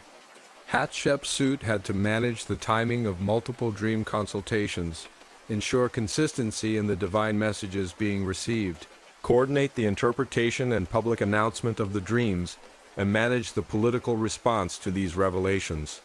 She essentially created the ancient world's first media campaign, using the dream interpretation industry as her distribution channel. Each new divine revelation was carefully announced and interpreted in ways that built upon previous messages, creating a comprehensive narrative about why the gods wanted her to be pharaoh. But Hatshepsut didn't stop with just commissioning favorable dreams. She also engaged in what we might today call opposition research, hiring dream interpreters to analyze and discredit any dreams that might support alternative claims to the throne. When other political figures tried to use divine dreams to support their own positions, Hatshepsut's interpretation specialists would find flaws in the symbolism or question the spiritual credentials of the dreamers involved. She created an entire apparatus for managing the divine revelation marketplace, ensuring that the most credible and influential dreams supported her position while marginalizing any competing claims to divine endorsement. The cost of this operation was absolutely astronomical. We're talking about expenditures that probably exceeded the annual tax revenue of several Egyptian provinces. Hatshepsut was paying premium rates for the services of every major dream professional in the country. And these weren't short-term consultations. She maintained this comprehensive dream campaign for years, constantly generating new divine endorsements and updating the theological justification for her rule. But it worked. The coordinated campaign of divine dreams provided exactly the religious legitimacy that Hatshepsut needed to transform herself from regent to pharaoh. The constant stream of divine endorsements created a sense of overwhelming supernatural support for her rule. That made opposition seem not just politically unwise, but religiously dangerous. The public response was exactly what Hatshepsut had hoped for. When dozens of respected dream interpreters from across Egypt were all reporting similar divine messages about her destiny to rule, it became difficult for anyone to argue that her claim to the throne was illegitimate. After all, who were they to question the will of the gods? But perhaps the most ingenious aspect of Hatshepsut's strategy was how she used these dreams to reshape the entire conversation about female leadership. Instead of arguing that women could be pharaohs in spite of tradition, she used the divine dreams to argue that women should be pharaohs because the gods specifically preferred female leadership for Egypt's current circumstances. The dreams provided a religious framework that transformed her gender from a political liability into a divine asset. Instead of apologizing for being a woman seeking power, she could point to divine dreams that explicitly endorsed female rule as the gods' preferred solution to Egypt's current challenges. Hatshepsut ruled as pharaoh for approximately 22 years, one of the longest and most prosperous reigns in Egyptian history. Her reign was marked by extensive building projects, successful trade expeditions, and general peace and prosperity.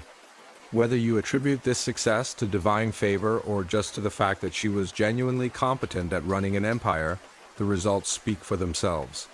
But the really interesting part is what happened to the dream interpretation industry after Hatshepsut's successful campaign.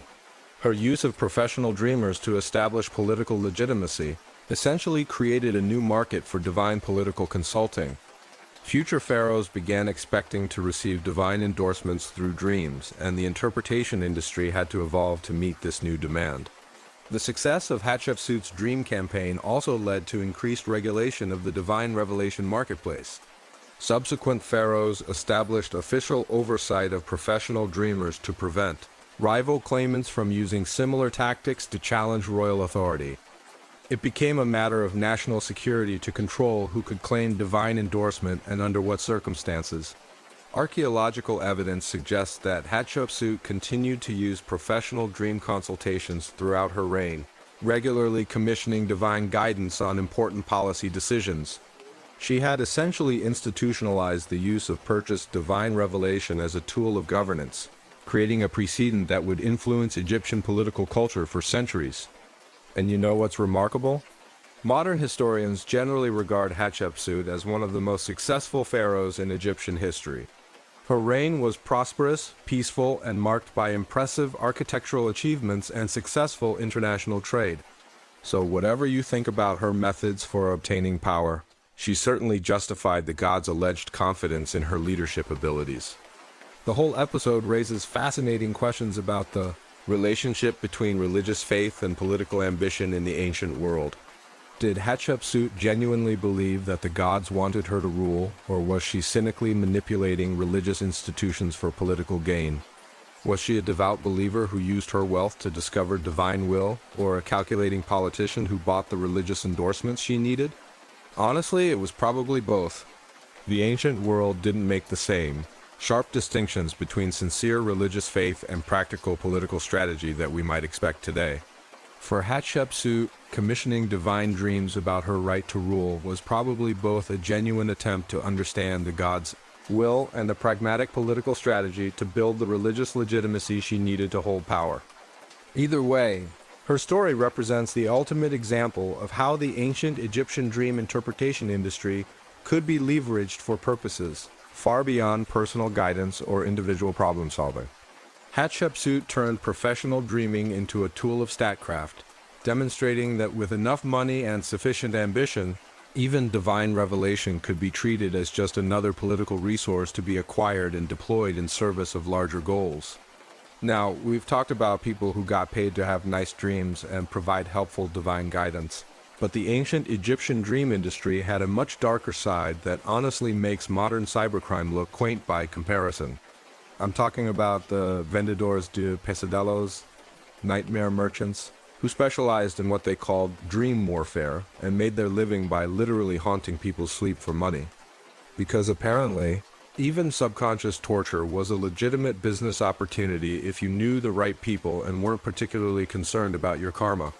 This is where our pleasant journey through ancient Egyptian dream consulting takes a hard left turn into territory that would make modern psychological warfare specialists uncomfortable. These weren't people helping you solve your problems or find divine guidance. These were professional psychological assassins who used dreams as weapons, and business was apparently quite good. The nightmare industry developed as a natural evolution of the dream interpretation business. Because once you figured out how to enhance and manipulate dreams for positive purposes, it's a pretty short step to figuring out how to weaponize them for negative ones. And in a culture where dreams were considered direct communications from the divine realm, being able to send someone threatening messages through their subconscious was basically the ancient equivalent of hacking someone's personal communication system. Picture this. You're a wealthy merchant in ancient Thebes, and you've gotten into a business dispute with a competitor. Maybe he's been undercutting your prices, or spreading rumors about the quality of your goods, or perhaps he's been a little too friendly with your wife at social gatherings. In modern times, you might sue him, leave bad reviews online, or hire a private investigator to dig up dirt on his business practices. But in ancient Egypt, you had another option. You could hire a professional nightmare vendor to make his life absolutely miserable through strategically targeted bad dreams. And I'm not talking about just hoping he'd have a few restless nights. This was a sophisticated psychological operation designed to systematically destroy someone's peace of mind, decision-making ability, and general mental health through careful manipulation of their dream experiences. The nightmare merchants operated out of what they euphemistically called dream defense consultancies, usually located in the seedier parts of major cities, away from the respectable temple-based dream interpretation services. These weren't places you'd stumble across accidentally. You had to know someone who knew someone, and you had to be willing to pay premium prices for what was essentially ancient Egyptian psychological warfare. The consultation process for nightmare services was even more detailed than for positive dream work, because designing effective psychological torture requires much more precise understanding of your target's fears, insecurities, and emotional vulnerabilities. The nightmare merchants would spend hours interviewing their clients about their intended victims, gathering intelligence that would make modern stalkers look casual in their approach. They wanted to know everything: the target's family history, childhood traumas, religious beliefs, business concerns, relationship problems, health issues, financial worries, and any phobias or anxieties they displayed in public. They would research the target's social connections, professional relationships, and daily routines, building comprehensive psychological profiles that could be used to craft personalized nightmare experiences. The nightmare merchants had developed what amounted to a taxonomy of fear, categorizing different types of anxiety and terror that could be induced through dream manipulation. They had specialists in different categories of psychological warfare, some focused on business-related nightmares designed to undermine confidence in commercial decisions. Others specialized in relationship nightmares that would destroy trust and intimacy. And there were even practitioners who concentrated on existential nightmares designed to trigger broader life crises.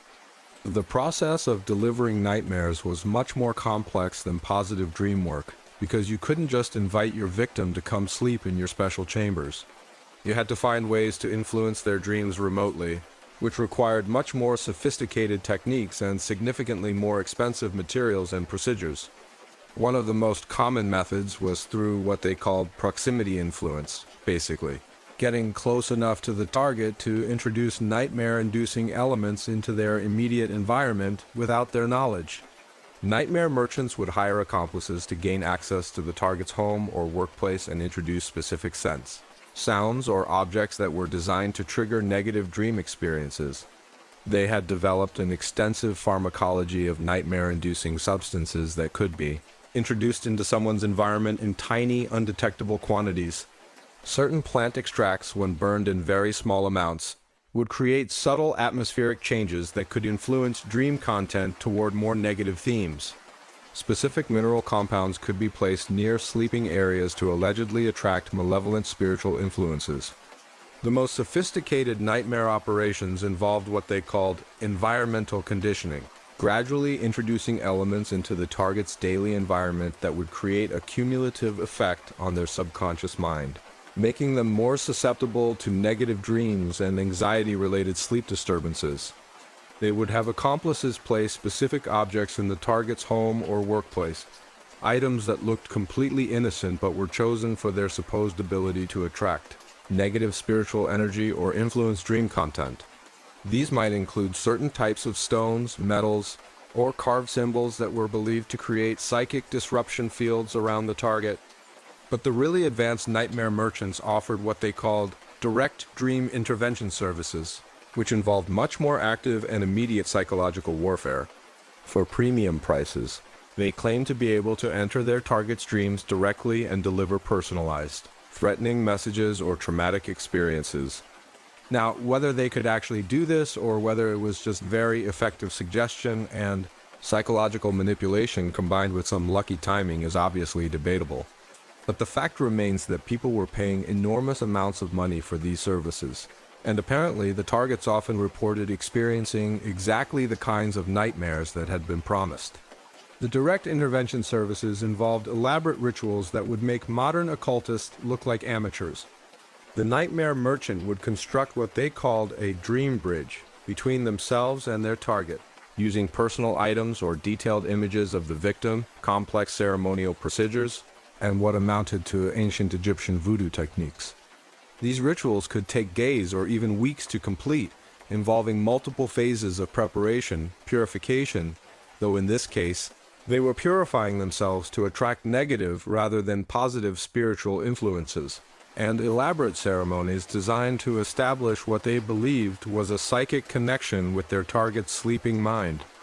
The nightmare merchants claimed to be able to send specific types of dreams, recurring nightmares about business failures that would make the target too anxious to make important commercial decisions, relationship nightmares that would destroy their trust in their spouse or business partners, health nightmares that would convince them they were seriously ill, or prophetic nightmares about future disasters that would paralyze them with fear and indecision.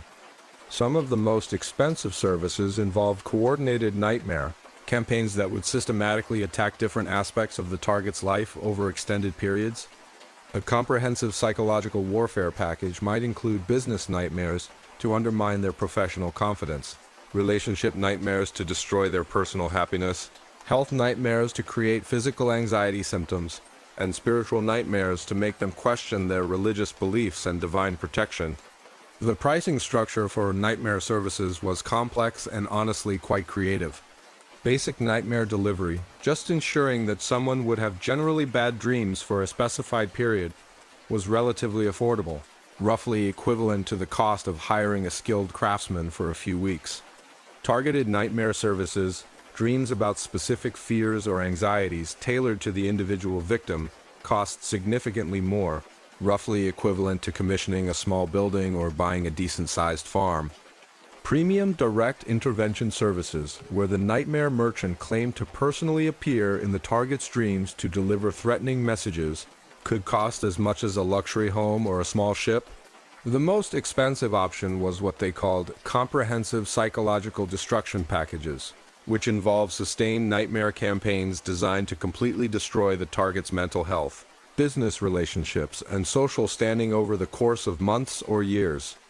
These services were so expensive that only the wealthiest individuals could afford them, and they were generally reserved for the most serious feuds and rivalries. But here's where things get really dark. The nightmare merchants also offered what they called plausible deniability services, which were designed to make the psychological warfare look like natural mental health problems rather than deliberate attacks. They would craft nightmare experiences that would drive their targets to exhibit behaviors that could be explained as simple madness, nervous breakdowns, or spiritual possession. The goal was to destroy someone's reputation and social standing by making them appear unstable or mentally ill, without leaving any evidence that they were the victims of deliberate psychological warfare. It was character assassination through dream manipulation, and apparently it was disturbingly effective. Some of the nightmare merchants specialized in what they called business destruction packages, which were designed specifically to undermine commercial relationships and professional reputations. They would craft nightmares that would make their targets so anxious about their business dealings that they would make poor decisions, alienate important clients, or become so paralyzed by fear that they couldn't function effectively in commercial environments. There were also specialists in relationship warfare who focused on destroying marriages and personal relationships through strategically crafted nightmares about infidelity, betrayal, and abandonment. These psychological operations were designed to create so much suspicion and anxiety that the target would destroy their own relationships through paranoid behavior. The most disturbing category was what they called existential warfare, which involved nightmares designed to trigger profound psychological crises about the meaning of life, religious faith, and personal identity. These campaigns were intended to create such deep psychological damage that the target would be unable to function normally in any aspect of their life. The nightmare industry developed its own professional standards and quality control measures, because even psychological warfare apparently benefited from consistent service delivery and customer satisfaction guarantees. Nightmare merchants would provide detailed progress reports to their clients, documenting the target's apparent psychological deterioration and the effectiveness of different nightmare techniques. They maintained extensive records of successful nightmare campaigns, analyzing which techniques were most effective against different types of targets and refining their methods based on observed results. It was basically research and development for psychological torture, conducted with the same systematic approach that legitimate businesses used to improve their products and services. The industry even developed what amounted to professional ethics guidelines, though obviously these were quite different from modern professional standards. Nightmare merchants had informal agreements about not targeting certain categories of people: pregnant women, young children, and individuals who were already suffering from serious mental health problems. And there were apparently some types of psychological warfare that were considered too extreme even for this business. But the most fascinating aspect of the nightmare industry was how it coexisted with the legitimate dream interpretation business. Many nightmare merchants were actually trained in the same techniques and traditions as positive dream workers, and some practitioners apparently offered both types of services depending on what their clients needed. This created a strange kind of professional ecosystem where the same people who might help you solve your problems through divine dreams could also destroy your enemies through psychological warfare, depending on your budget and moral flexibility. It was like having a consulting firm that offered both business strategy and corporate espionage services, except the espionage involved haunting people's subconscious minds. The legitimate dream interpretation industry had to develop defensive techniques to protect their clients from nightmare attacks, creating what amounted to an ancient Egyptian arms race between psychological warfare specialists and dream protection services. Some dream interpretation centers began offering nightmare insurance protective services designed to shield their clients from deliberate dream attacks. These protective services involved their own elaborate rituals and techniques designed to create what they called psychic barriers around their clients' sleeping minds. They would provide special amulets, sleeping arrangements, and environmental modifications that were supposed to prevent nightmare merchants from successfully targeting their clients. The protection services were almost as expensive as the nightmare services themselves, creating a lucrative market for spiritual security that benefited both sides of the dream warfare industry. Some dream interpretation centers employed former nightmare merchants as security consultants, using their knowledge of psychological warfare techniques to develop more effective defensive measures. The whole situation created a complex underground economy of dream-based psychological warfare that apparently operated for centuries alongside the legitimate spiritual guidance industry. It's honestly one of the strangest examples of weaponized spirituality in human history, demonstrating that humans have always been remarkably creative about finding new ways to make each other miserable for profit. And the really disturbing part? Archaeological evidence suggests that these nightmare services were often genuinely effective, not necessarily because of supernatural intervention, but because the combination of suggestion, environmental manipulation, and targeted psychological pressure could create exactly the kinds of sleep disturbances and anxiety symptoms that the clients were paying for. Whether you believe in the spiritual aspects or not, the fact remains that ancient Egyptians had developed sophisticated techniques for psychological warfare that could systematically destroy someone's mental health and social functioning through careful manipulation of their dream experiences. It's a sobering reminder that human creativity for causing harm is just as impressive as our capacity for providing help and healing. Now, if you thought professional nightmare vendors were the strangest part of the ancient Egyptian dream industry, wait until I tell you about what might be the most hilariously specific instruction manual ever created by human civilization. I'm talking about the papyrus dream interpretation guides, basically the ancient Egyptian equivalent of user manuals for your subconscious, complete with troubleshooting sections and warranty information for divine communication. Archaeologists have found dozens of these papyrus scrolls over the years, and honestly, reading them is like discovering that someone wrote incredibly detailed Yelp reviews for every possible dream experience, then organized them into comprehensive reference guides that make modern software documentation look casual and informal by comparison. The most famous of these is the Chester Beatty Papyrus III, which dates to around 1275 BCE and contains what amounts to the world's first dream interpretation database. But this wasn't just a simple list of, if you dream about cats, it means prosperity kind of thing. Oh no. This was a sophisticated analytical system that took into account the dreamer's social status, the time of year, the phase of the moon, what they'd eaten recently, and probably their astrological sign and recent romantic history. Let me give you a sense of just how absurdly specific these guides were. Here's an actual entry from one of the papyrus scrolls, translated from ancient Egyptian. If a man sees himself in a dream eating the flesh of his own arm while standing in a boat during the season of Akhet, and if he is married but has no sons, and if the dream occurs on a day when the moon is waning, then he shall receive unexpected wealth from trade with southern lands, but he must sacrifice a goose to Thoth within 7 days, or the wealth will turn to sand. I mean, what are the odds that someone would have that exact dream under those exact circumstances? But apparently, the ancient Egyptians were so thorough in their dream analysis that they wanted to be prepared for any possible subconscious scenario, no matter how weirdly specific or unlikely.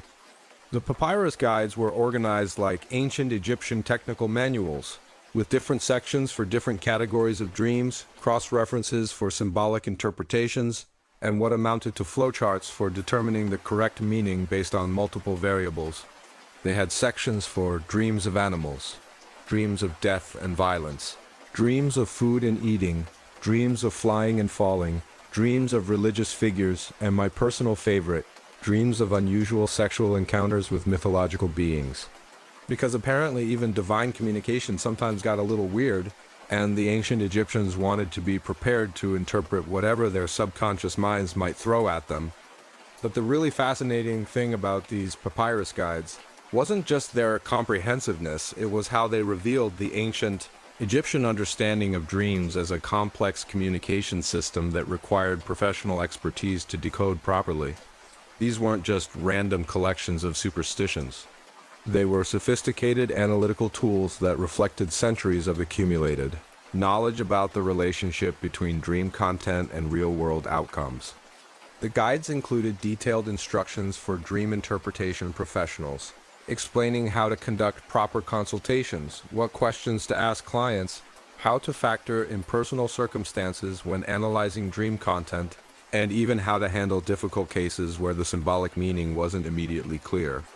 There were sections on advanced symbolic analysis, which provided techniques for interpreting dreams that contained multiple overlapping symbols or contradictory elements.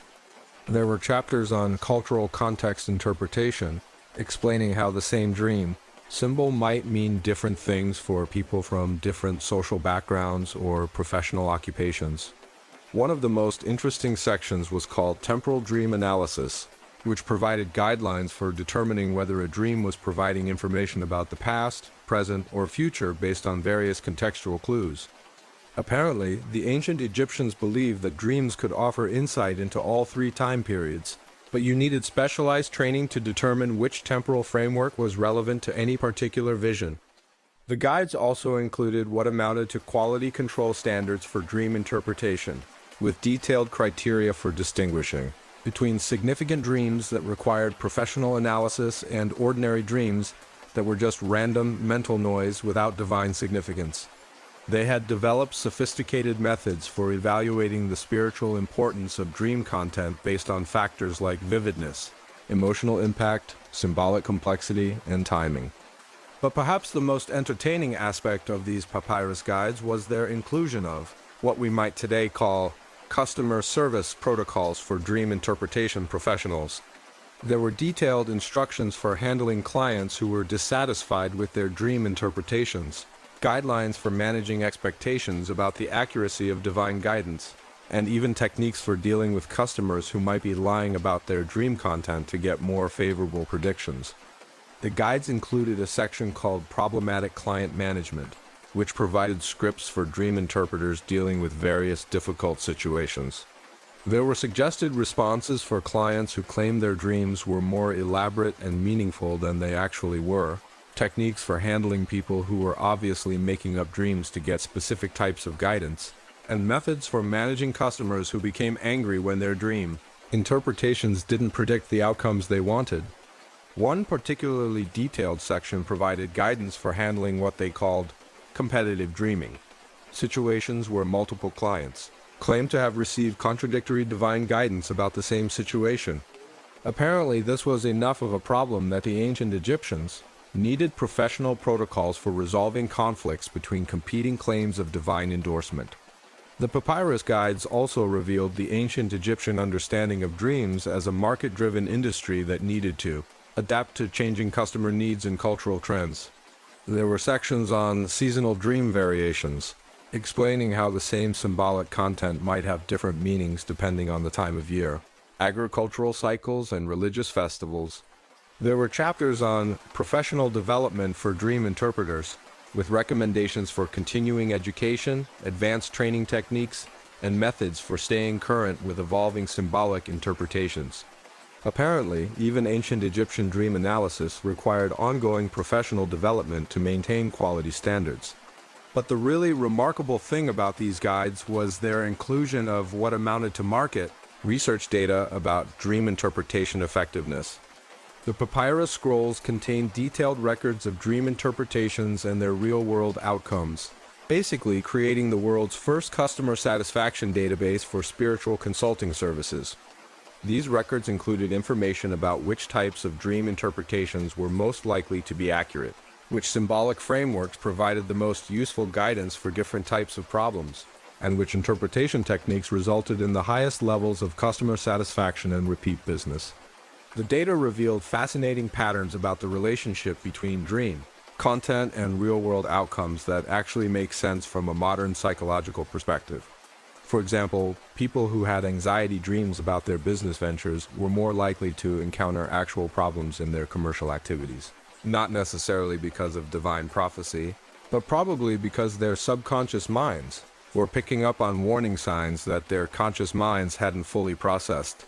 Similarly, people who had positive, confident dreams about upcoming challenges were more likely to achieve successful outcomes, probably because the dreams reflected and reinforced a positive mental attitude that contributed to better performance in real-world situations. The papyrus guides also included sections on what they called dream quality enhancement, providing techniques that clients could use to improve the likelihood of having meaningful, interpretable dreams.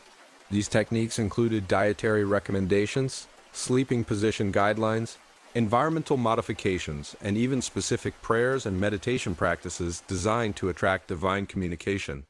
Some of the dream enhancement recommendations were actually quite sophisticated from a modern sleep science perspective. They recommended maintaining consistent sleep schedules, creating calm sleeping environments, avoiding heavy meals before bedtime, and using relaxation techniques to improve sleep quality, all practices that contemporary sleep specialists would endorse for promoting healthy REM sleep and vivid dream experiences. But they also included some recommendations that were less scientifically sound.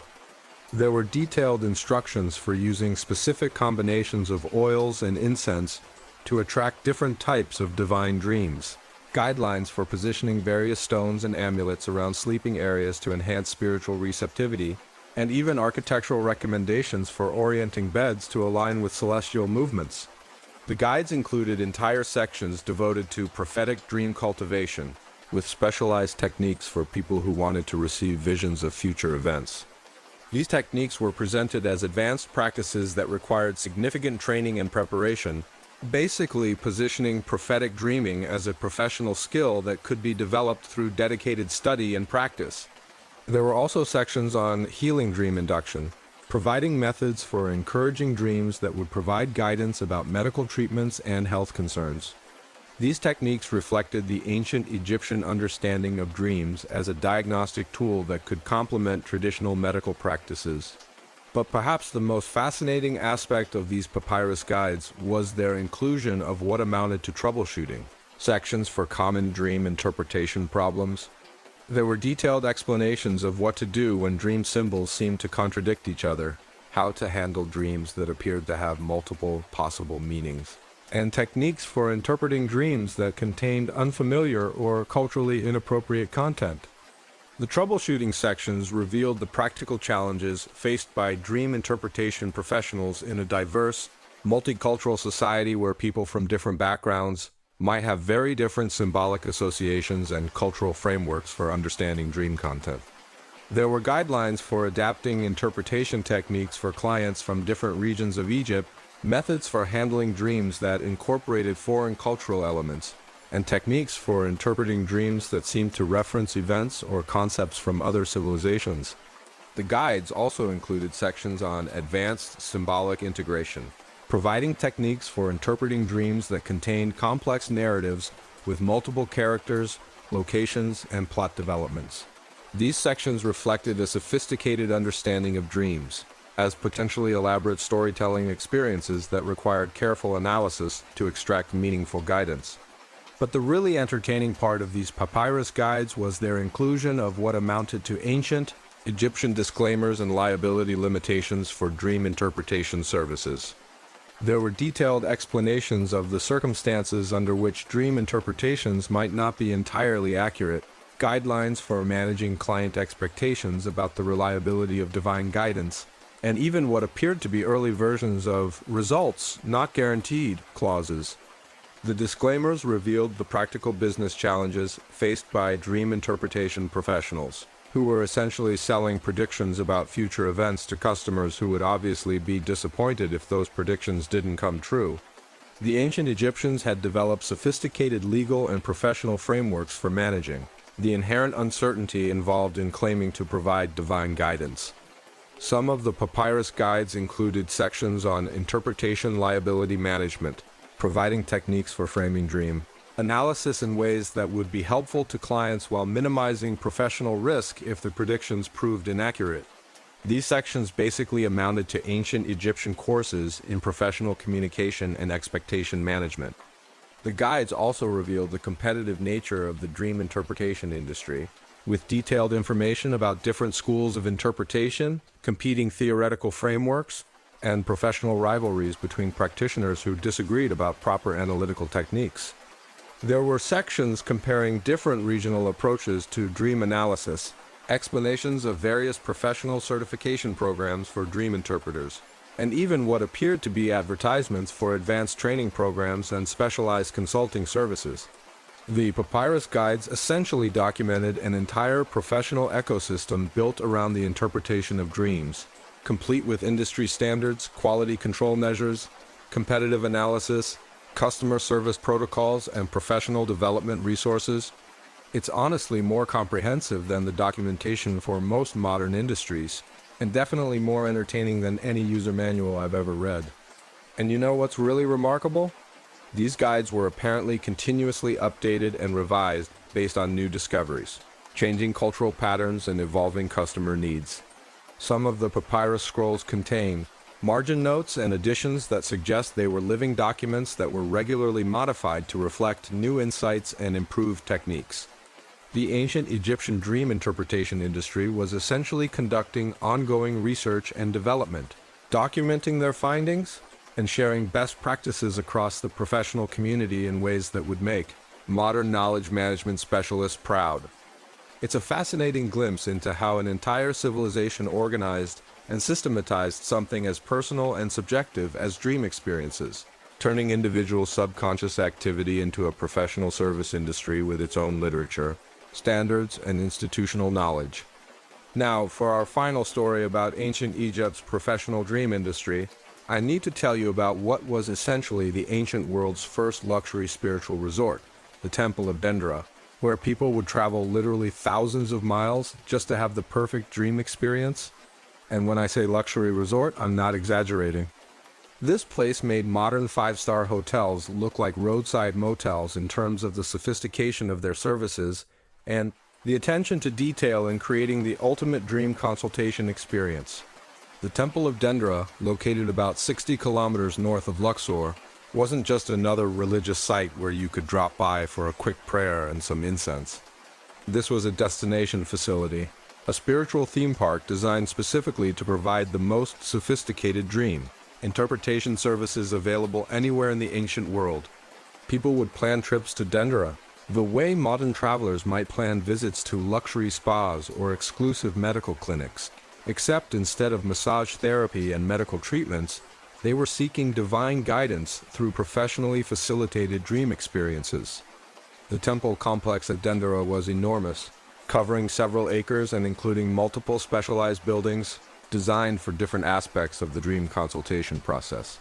There were preparation facilities where visitors would undergo purification rituals, accommodation buildings where they would stay during their dream incubation periods, interpretation centers where teams of experts would analyze their dream experiences, and even entertainment facilities where they could relax between consultation sessions. But what made Dendra special wasn't just its size or comprehensiveness. It was the level of luxury and attention to detail that they provided for their clients. This wasn't a basic temple where you'd sleep on a stone floor and hope for divine inspiration. This was a carefully designed environment that combined religious significance with hospitality excellence, creating what amounted to the ancient world's first spiritual luxury experience. The temple was dedicated to Hathor, the goddess of love, beauty, music, and fertility, but more importantly for our purposes, she was also considered one of the primary deities responsible for dream communication. The priests at Dendera had developed what they claimed was an exclusive relationship with Hathor, positioning themselves as her official representatives for dream-related divine communication. This exclusive divine access was a major marketing advantage, because it meant that people seeking the highest quality dream guidance would naturally gravitate toward Dendera as the most authoritative source of divine communication. It was like having an exclusive licensing deal with the gods themselves, and the priests at Dendera weren't shy about promoting their special status. The journey to Dendera was itself part of the experience. The temple provided what amounted to a travel planning service, helping visitors organize their trips from wherever they were coming from, arranging transportation, and even providing travel guides who would explain the spiritual significance of the journey and prepare visitors for what they could expect when they arrived.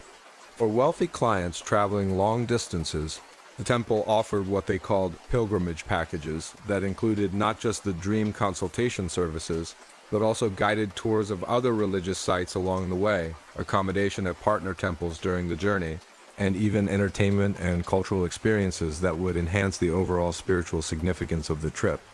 The temple had established relationships with other religious sites throughout Egypt and the Mediterranean region, creating what amounted to a network of luxury, spiritual tourism that allowed visitors to combine their dream consultation with broader cultural and religious experiences. When visitors arrived at Dendera, they would be greeted by what the temple called spiritual concierges, specially trained priests, who specialized in welcoming new arrivals and guiding them through the initial consultation process. These weren't just random temple staff. They were highly educated individuals who spoke multiple languages, understood different cultural backgrounds, and were trained in providing luxury customer service. The initial consultation process at Dendera was incredibly thorough, often lasting several days as the spiritual concierges gathered detailed information about each visitor's background, needs, and expectations. They would conduct extensive interviews about the visitor's personal history, spiritual background, the specific guidance they were seeking, and any previous experiences with dream interpretation. But beyond just gathering information, the initial consultation was designed to be a luxury experience in itself. Visitors would be accommodated in private suites within the temple complex, provided with gourmet meals prepared by temple chefs who specialized in cuisine designed to enhance spiritual receptivity, and offered various entertainment and relaxation services while they underwent the consultation process. The temple had its own gardens, art galleries, music venues, and even what amounted to ancient Egyptian spa services where visitors could receive massage treatments, aromatherapy sessions, and other wellness services designed to prepare them physically and mentally for their dream experiences. Based on the initial consultation, visitors would be assigned to specific dream interpretation specialists who had expertise relevant to their particular needs and background.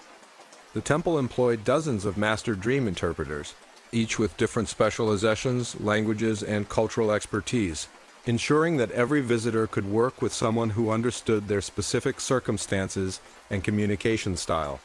The dream interpretation specialists at Dendera weren't just locally trained priests. They were recruited from throughout the ancient world and represented some of the most sophisticated dream analysis expertise available anywhere. The temple actively sought out the best practitioners from different regions and traditions, creating what amounted to an international faculty of dream interpretation experts. Some specialists focused on business and commercial guidance, others specialized in relationship and family issues, and there were experts in medical dreams, prophetic visions, spiritual development, and even what they called creative inspiration dreams for artists, writers, and craftsmen seeking divine guidance for their work. The temple also employed specialists in what they called cross-cultural dream interpretation, experts who could work with visitors from different cultural backgrounds and help them understand how their own cultural symbols and associations might interact with Egyptian dream interpretation frameworks. The physical facilities for dream incubation at Dendera were absolutely spectacular, even by modern luxury hotel standards. The temple had multiple categories of dream chambers, ranging from basic accommodations for budget-conscious visitors to incredibly elaborate suites for wealthy clients seeking the ultimate dream experience. The premium dream suites were marvels of ancient engineering and design, featuring climate control systems that could maintain perfect temperature and humidity throughout the night, acoustic design that could provide either complete silence or carefully orchestrated soundscapes, and lighting systems that could simulate various celestial conditions. The walls of the premium chambers were covered with precious stones and metals arranged in patterns designed to influence dream content, and the ceilings featured moving astronomical displays that would track the actual movement of stars and planets throughout the night. Some chambers had pools of sacred water, special burning braziers for aromatherapy, and even what amounted to ancient Egyptian sound systems that could provide subtle background music or nature sounds. The beds in these chambers were works of art, crafted from rare woods and inlaid with precious materials, fitted with mattresses filled with specific combinations of herbs and materials chosen for their supposed dream enhancement properties, and equipped with pillows and bedding made from the finest fabrics available in the ancient world. But the really innovative feature of the Dendera dream chambers was their integration of what the temple called environmental storytelling. Basically, the entire physical environment of each chamber was designed to tell a story that would influence the visitor's subconscious mind and guide their dreams towards specific themes or types of divine communication. Some chambers were designed to evoke themes of prosperity and success, with decorations featuring images of successful merchants, abundant harvests, and prosperous families. Others were designed to promote healing dreams, with imagery focused on health, vitality, and medical recovery. There were chambers designed for prophetic dreams, relationship guidance, spiritual development, and creative inspiration. The temple even offered what they called custom chamber design services for repeat visitors or particularly wealthy clients, where the environmental storytelling would be specifically tailored to the individual's personal circumstances, cultural background, and the specific type of divine guidance they were seeking. The dream incubation process at Dendera typically lasted several days, during which visitors would undergo various preparatory rituals, spend time in meditation and prayer, receive educational sessions about dream symbolism and interpretation, and gradually work up to the actual dream experience in their assigned chamber. The temple had developed sophisticated protocols for optimizing the dream experience, including detailed guidelines for diet, exercise, meditation, and other activities leading up to the dream incubation. They had figured out that certain foods, activities, and mental states were more likely to produce vivid, meaningful dreams, and they had turned this knowledge into comprehensive preparation programs. Visitors would receive personalized daily schedules that might include specific meditation practices, educational sessions with dream interpretation experts, visits to particular locations within the temple complex, participation in certain religious ceremonies, and various wellness activities designed to prepare them physically and mentally for optimal dream reception. The temple also offered what they called group dream experiences for families, business partnerships, or other groups seeking coordinated divine guidance about shared concerns. These group sessions involved synchronized dream incubation in adjacent chambers, with the goal of receiving complementary or coordinating divine messages about common problems. The interpretation process at Dendera was as sophisticated as the incubation process, involving teams of experts who would analyze dream content from multiple perspectives and provide comprehensive guidance about the meaning and implications of each visitor's dream experience. The interpretation sessions could last for days, with different experts analyzing various aspects of the dream content, comparing the results with historical precedents, consulting additional resources and references, and working together to develop comprehensive interpretations that addressed all aspects of the visitor's original questions and concerns. But beyond just interpreting the dreams, the temple provided what amounted to follow-up consulting services, helping visitors understand how to implement the divine guidance they had received and providing ongoing support as they worked to apply the insights from their dream experiences to their real-world situations. The temple maintained detailed records of visitor experiences and outcomes, essentially creating a customer relationship management system that allowed them to track the long-term effectiveness of their services and provide ongoing support to previous clients.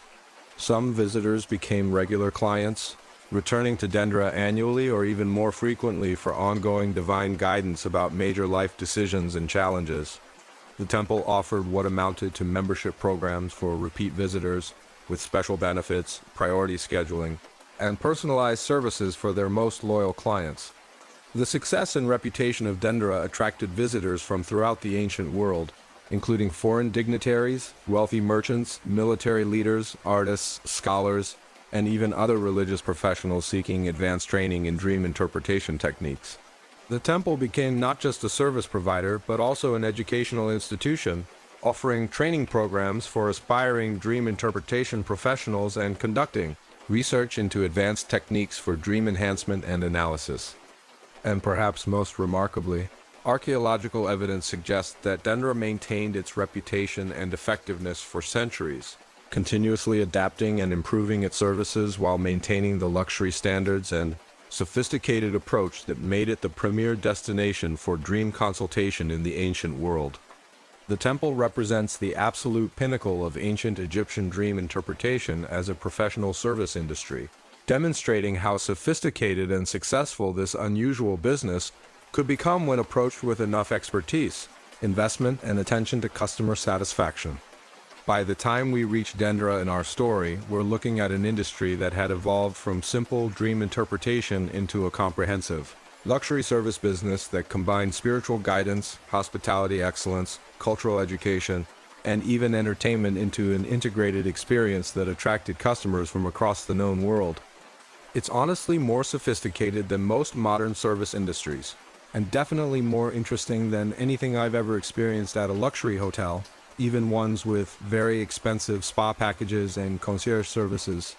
Now, settling into our quieter stories for the evening, let me tell you about some of the more unusual preparation methods that Egyptian dream professionals use to enhance their abilities. And when I say unusual, I mean the kind of thing that would probably get you kicked out of most modern spas and possibly reported to several government agencies. You see, the ancient Egyptians didn't just believe that anyone could become a professional dreamer by hanging up a shingle and charging fees. They understood that accessing the divine realm through dreams required serious preparation, dedication, and sometimes some pretty questionable lifestyle choices that would make modern wellness experts very uncomfortable. The most dedicated dream professionals would undergo what they called proximity purification. Basically, they would sleep surrounded by mummified remains because they believed that the spirits of the dead could help facilitate communication with the gods. And I'm not talking about just having a mummy in the general vicinity. These practitioners would literally use mummified heads as pillows. Yes, you heard that right. They had special cushion cases made to hold mummified heads, and they would rest their own heads on top of them while attempting to have prophetic dreams. The theory was that the preserved consciousness of the deceased could act as a spiritual telephone operator, helping to connect the dreamer's mind with divine messages. But it gets stranger. Some dream temples had entire rooms filled with mummified animals, cats, birds, crocodiles, even sacred bulls, and dream practitioners would sleep in these rooms surrounded by literally hundreds of preserved creatures. The smell alone must have been challenging, but they believed that different animals could facilitate different types of divine communication. If you wanted dreams about love and relationships, you'd sleep near mummified cats because cats were associated with Bastet, the goddess of love and fertility. For business guidance, you choose rooms with mummified ibises because those birds were sacred to Thoth, the god of wisdom and commerce. And if you wanted really powerful prophetic visions, you'd spend the night with a mummified crocodile because crocodiles were associated with Sabek, a god of pharaonic power and divine insight. The preparation rituals were equally bizarre. Dream professionals would fast for days, then consume specific combinations of foods designed to alter their consciousness and make them more receptive to divine messages. These meals often included ingredients that we now know have psychoactive properties: lotus petals, certain types of mushrooms, fermented grain products, and various herbs that would probably be illegal in most modern countries. But the real showstopper was the incense. Egyptian dream temples used specialized burner systems that could fill entire rooms with smoke from combinations of ingredients that were carefully calculated to induce altered states of consciousness. We're talking about frankincense mixed with opium, myrrh combined with various hallucinogenic plants, and complex blends that included mercury compounds and other substances that were both spiritually significant and chemically active. The dream practitioners would spend hours breathing these fumes before attempting to sleep, essentially putting themselves into chemically induced altered states that would make their dreams more vivid, more memorable, and often more bizarre. Whether these enhanced dreams were actually divine communication or just the result of breathing mind-altering substances for hours, well, that's probably a matter of perspective. Some of the more extreme practitioners would even undergo temporary mummification procedures themselves. They would have parts of their bodies wrapped in linen treated with preservation chemicals, believing that this would help them achieve a state between life and death that was optimal for divine communication.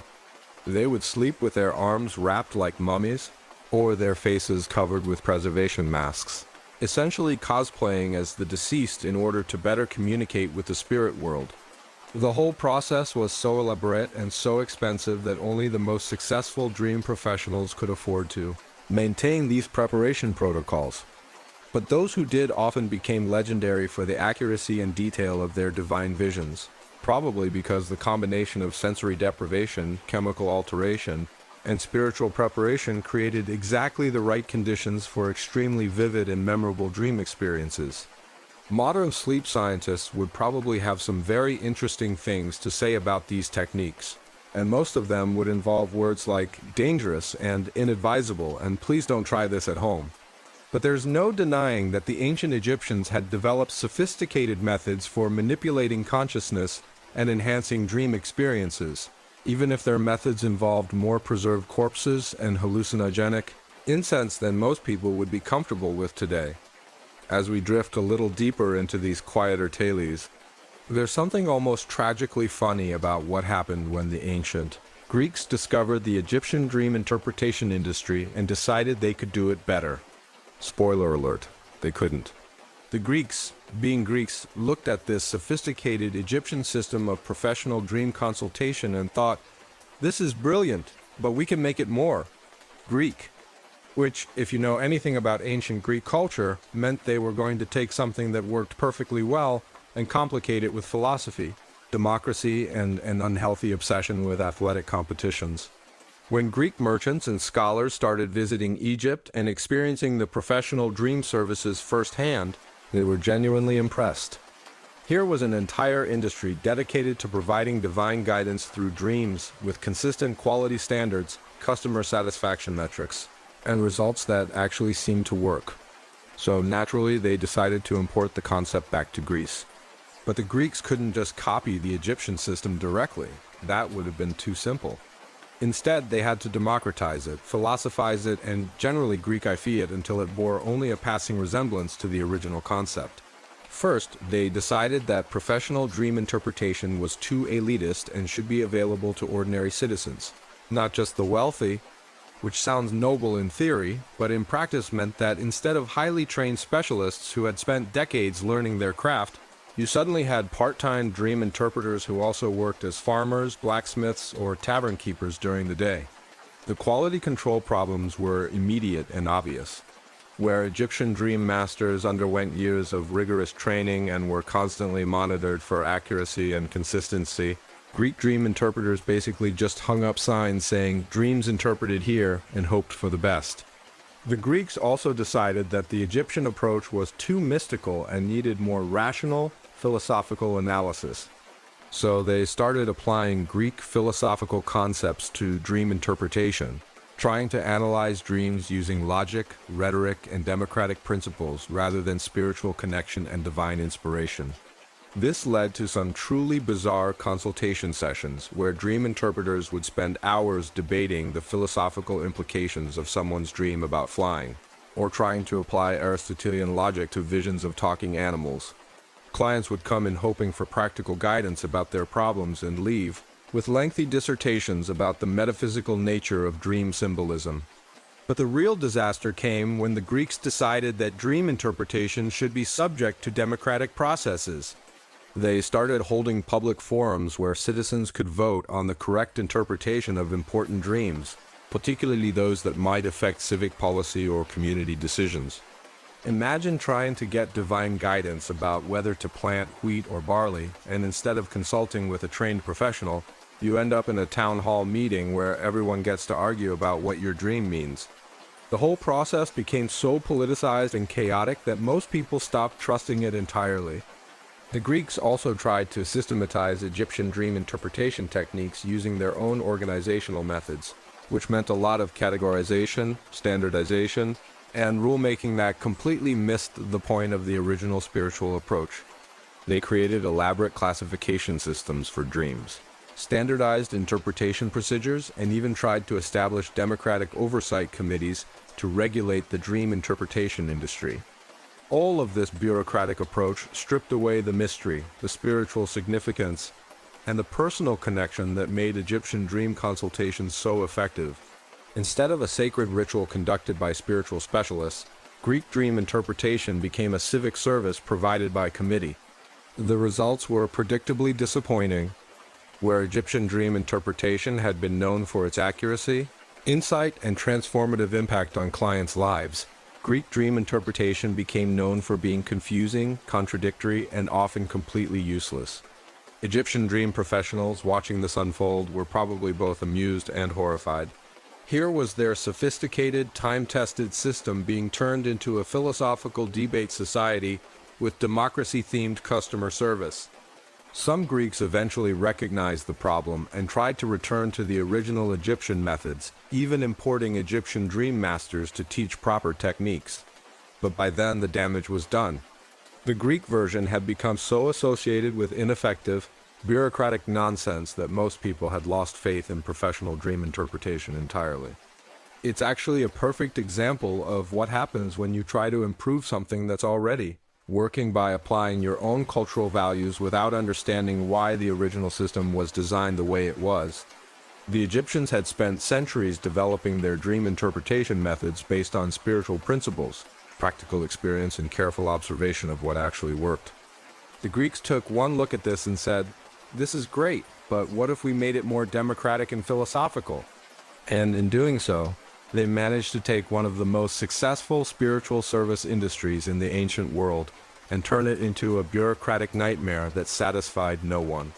As we settle even deeper into the night, let me share with you one of the strangest innovations in the ancient Egyptian dream industry, the development of what we might call remote dream consultation services, or, as I like to think of it, the world's first spiritual customer service by mail. This peculiar business model developed during the later periods of Egyptian civilization, when the dream interpretation industry had become so successful and so in demand that wealthy clients were literally unable to travel to the major dream centers due to distance, health problems, or political circumstances. But being rich and having problems they needed divine guidance about, these clients weren't willing to simply go without professional dream consultation. So some enterprising dream masters developed a system that would make modern customer service representatives weep with admiration. They began offering dreams on behalf of distant clients based entirely on written correspondence. The process was elaborate and, honestly, kind of touching in its dedication to customer service. A wealthy merchant in Nubia, for example, might write a detailed letter to a master dreamer in Memphis, describing his business problems, family situation, recent dreams he'd had, and the specific type of divine guidance he was seeking. These letters were incredibly detailed, often running to several papyrus scrolls, because the dream masters insisted on having comprehensive information about their remote clients. They wanted to know everything: the client's personal history, family circumstances, business dealings, health concerns, recent travels, dietary habits, sleep patterns, and even details about the client's home environment and daily routines. But here's where it gets really interesting. The dream masters wouldn't just read these letters and then have dreams about the problems. They would create what amounted to remote spiritual connections with their distant clients, using personal items, detailed descriptions, and elaborate ritual procedures designed to establish psychic links across vast distances. Clients would send personal belongings along with their letters, pieces of clothing, jewelry, locks of hair, even nail clippings, anything that would help the dream master establish a spiritual connection with the person they were dreaming for. Some clients would send samples of sand or soil from their home regions, believing that having these materials present would help the dreamer connect with their specific circumstances and environment. The dream masters would then create elaborate ritual setups in their temples, constructing what amounted to remote consultation altars where they would arrange the client's personal items, burn incense specifically chosen for that individual's situation, and undergo purification procedures designed to help them dream about someone they had never met. The morning after their dream sessions, the masters would write detailed reports describing their visions and interpretations, often including specific instructions for the client to follow, ritual procedures to perform, and even recommendations for local dream interpretation specialists who could provide follow-up services in the client's own region. But the really remarkable thing about this system was the follow-up correspondence that would develop. Clients would write back describing what had happened after they followed the Dream Master's guidance, whether the predictions had come true, and what new problems or questions had arisen. This created ongoing epistolary relationships that could last for years, with dream masters and distant clients maintaining regular correspondence about spiritual guidance and life developments. Some of these correspondence records have survived, and they read like ancient versions of pen pal relationships, except instead of sharing news about daily life, they're discussing prophetic dreams, divine interventions, and the results of spiritual recommendations. There's something deeply human and touching about these exchanges. People separated by hundreds of miles maintaining intimate spiritual connections through letters about their dreams and fears and hopes. The most successful remote dream consultants developed entire networks of distant clients, essentially running ancient Egyptian versions of spiritual consulting businesses with international customer bases. They would maintain detailed files on each client, tracking their personal histories, previous dream consultations, and the accuracy of past predictions. Some clients became so dependent on these remote dream services that they would write weekly letters requesting divine guidance about every major decision in their lives. One surviving correspondence shows a wealthy widow in southern Egypt writing to her dream consultant in Thebes for over 15 years, seeking guidance about everything from business, investments to her children's marriages to whether she should relocate to a different city. The pricing for remote dream consultation was significantly higher than in-person services, partly to cover the additional time and ritual preparation required, but also because the exclusivity and convenience commanded premium rates. Only the wealthiest individuals could afford to maintain ongoing correspondence with master dream interpreters. But the system apparently worked well enough that it continued for centuries, suggesting that these remote spiritual relationships were genuinely satisfying and effective for the clients involved. Whether the dream masters were actually receiving divine guidance about distant strangers or just providing very sophisticated life coaching services through correspondence, well, that probably depended on your perspective and your willingness to believe in psychic connections across vast distances. It's honestly one of the most charming examples of ancient customer service innovation, demonstrating how even spiritual industries could adapt to meet changing customer needs and technological limitations. They basically invented remote consultation services 2,000 years before anyone thought of telephones or video conferencing. And now, as we near the end of our evening journey through these strange tales, let me tell you about the slow, sad decline of the Egyptian dream industry under Roman rule. It's a story that's both historically fascinating and somehow deeply melancholy, the end of one of the ancient world's most sophisticated spiritual service industries. When the Romans conquered Egypt in 30 BCE, They inherited a civilization with thousands of years of accumulated knowledge, sophisticated cultural institutions, and complex service industries that had no equivalent anywhere else in the ancient world. The professional dream interpretation industry was one of these uniquely Egyptian innovations that the Romans simply didn't understand. The Romans, being practical-minded people obsessed with military efficiency and administrative control, looked at the Egyptian dream industry and saw chaos. Here was an entire sector of the economy based on subjective spiritual experiences, with no standardized procedures, no central authority, and no clear way to measure results or ensure quality control. Roman administrators tried to impose their own organizational methods on the dream interpretation industry, establishing licensing requirements, taxation systems, and regulatory oversight that completely missed the point of how the industry actually functioned. They wanted to turn spiritual consultation into a standard commercial service that could be regulated like any other business. But the Egyptian dream industry had always operated on principles of personal relationship, spiritual authority, and customized service that couldn't be easily standardized or bureaucratized. When Roman authorities started requiring dream interpreters to register with local governments, pay licensing fees, and submit regular reports on their activities, many of the most skilled practitioners simply stopped offering their services publicly. The Romans also had very different attitudes toward religion and spirituality that conflicted with the Egyptian approach to dreams. Roman religion was highly structured, politically controlled, and focused on public ceremonies rather than private spiritual experiences. The idea of individual citizens seeking personal divine guidance through dreams seemed potentially subversive to Roman authorities. Some Roman officials worried that dream interpretation could be used to spread political dissent or challenge imperial authority.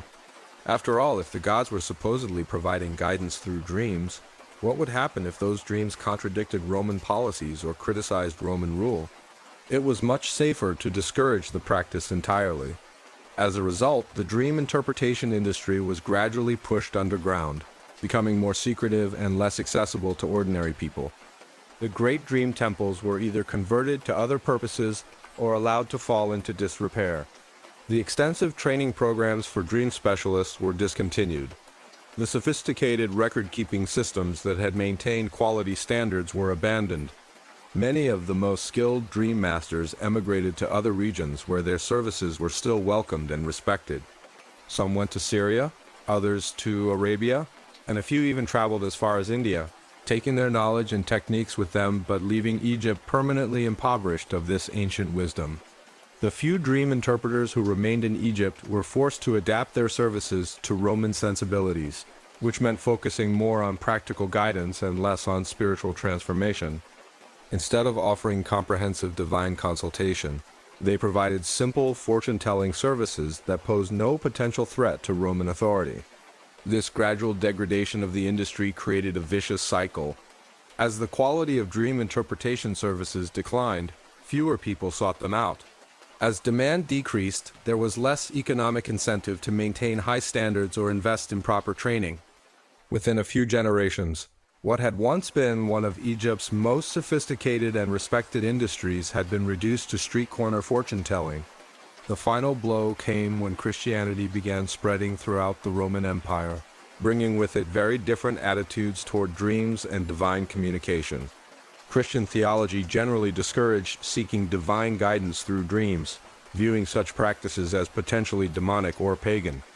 This religious shift eliminated much of the remaining cultural support for professional dream interpretation. By the 4th century CE, the ancient Egyptian dream interpretation industry had essentially ceased to exist. 1,000 years of accumulated knowledge, refined techniques, and sophisticated service delivery had been lost, leaving behind only scattered papyrus fragments and archaeological evidence of what had once been a thriving spiritual service sector. It's a reminder of how quickly cultural knowledge can disappear when the social and political conditions that support it change. The Egyptian dream industry wasn't destroyed by war or natural disaster, it was simply made obsolete by new cultural values and administrative systems that didn't recognize its value or understand its methods. Sometimes I wonder what our modern world might have learned from those ancient dream professionals. if their knowledge and techniques had been preserved and continued to develop over the centuries. But like so many aspects of ancient wisdom, it vanished quietly into history, leaving us to wonder what we might have lost. Now, as we settle even deeper into the night, let me take you on a gentler journey through how different ancient civilizations understood this whole business of professional dreaming. Because what we've been exploring tonight wasn't just an Egyptian peculiarity. It was part of a much larger human story about how our ancestors tried to make sense of the mysterious world of sleep and dreams. You see, the idea that dreams could be purchased, enhanced, or professionally interpreted wasn't unique to ancient Egypt. It was actually a surprisingly common thread that wove through almost every major civilization of the ancient world. Each culture developed its own approach, its own methods, its own understanding of what dreams meant and how they could be used. But what's fascinating, what really keeps me thinking about this topic late at night like this, is how similar the basic human needs were across all these different societies. People everywhere wanted the same things: guidance about the future, help with difficult decisions, healing for their bodies and minds, and some sense of connection to something larger than themselves. In ancient Mesopotamia, thousands of years before the Egyptians built their first dream temple, the Babylonians and Assyrians had already developed sophisticated systems for understanding and interpreting dreams. They believed that dreams were messages from the gods, but they also understood that not everyone was equally skilled at receiving or interpreting these divine communications. The Mesopotamians created some of the world's first written dream interpretation guides. Clay tablets covered in cuneiform script that cataloged hundreds of different dream scenarios and their meanings. These weren't just simple lists, though. They were complex analytical systems that took into account the dreamer's social status, profession, family situation, and even the time of year when the dream occurred. What's really interesting is how practical their approach was. While the Egyptians often focused on the spiritual and mystical aspects of dream interpretation, the Mesopotamians were much more concerned with actionable guidance. Their dream interpreters were essentially consultants who used divine visions to provide advice about everything from business decisions to military strategy. They had professional dream interpreters attached to royal courts, temples, and even commercial enterprises. Wealthy merchants would consult dream specialists before making major trade decisions. Military commanders would seek divine guidance through dreams before planning campaigns. Even ordinary citizens could visit local dream interpreters for help with personal problems. But the Mesopotamians also understood something that seems very modern. They recognized that dreams could be influenced by physical and psychological factors. Their interpretation guides included sections on how diet, stress, illness, and emotional state could affect dream content. They developed techniques for what we might today call dream hygiene practices, designed to improve the quality and clarity of dream experiences, moving westward across the ancient world. The Greeks approached professional dreaming from a completely different angle. Where the Egyptians and Mesopotamians saw dreams primarily as divine communication, the Greeks were more interested in dreams as a form of healing and psychological insight. The Greek tradition of dream incubation centered around temples dedicated to Asclepius, the god of medicine and healing. These weren't just religious sites. They were essentially ancient hospitals that used dreams as a primary diagnostic and therapeutic tool. People would travel from across the Mediterranean world to sleep in these healing temples, seeking divine guidance about their health problems. The process was quite sophisticated. Visitors would undergo purification rituals, special diets, and preparatory ceremonies designed to make them more receptive to healing dreams. They would sleep in sacred chambers within the temple complex, often surrounded by harmless snakes that were considered sacred to Asclepius. But here's what's really fascinating about the Greek approach.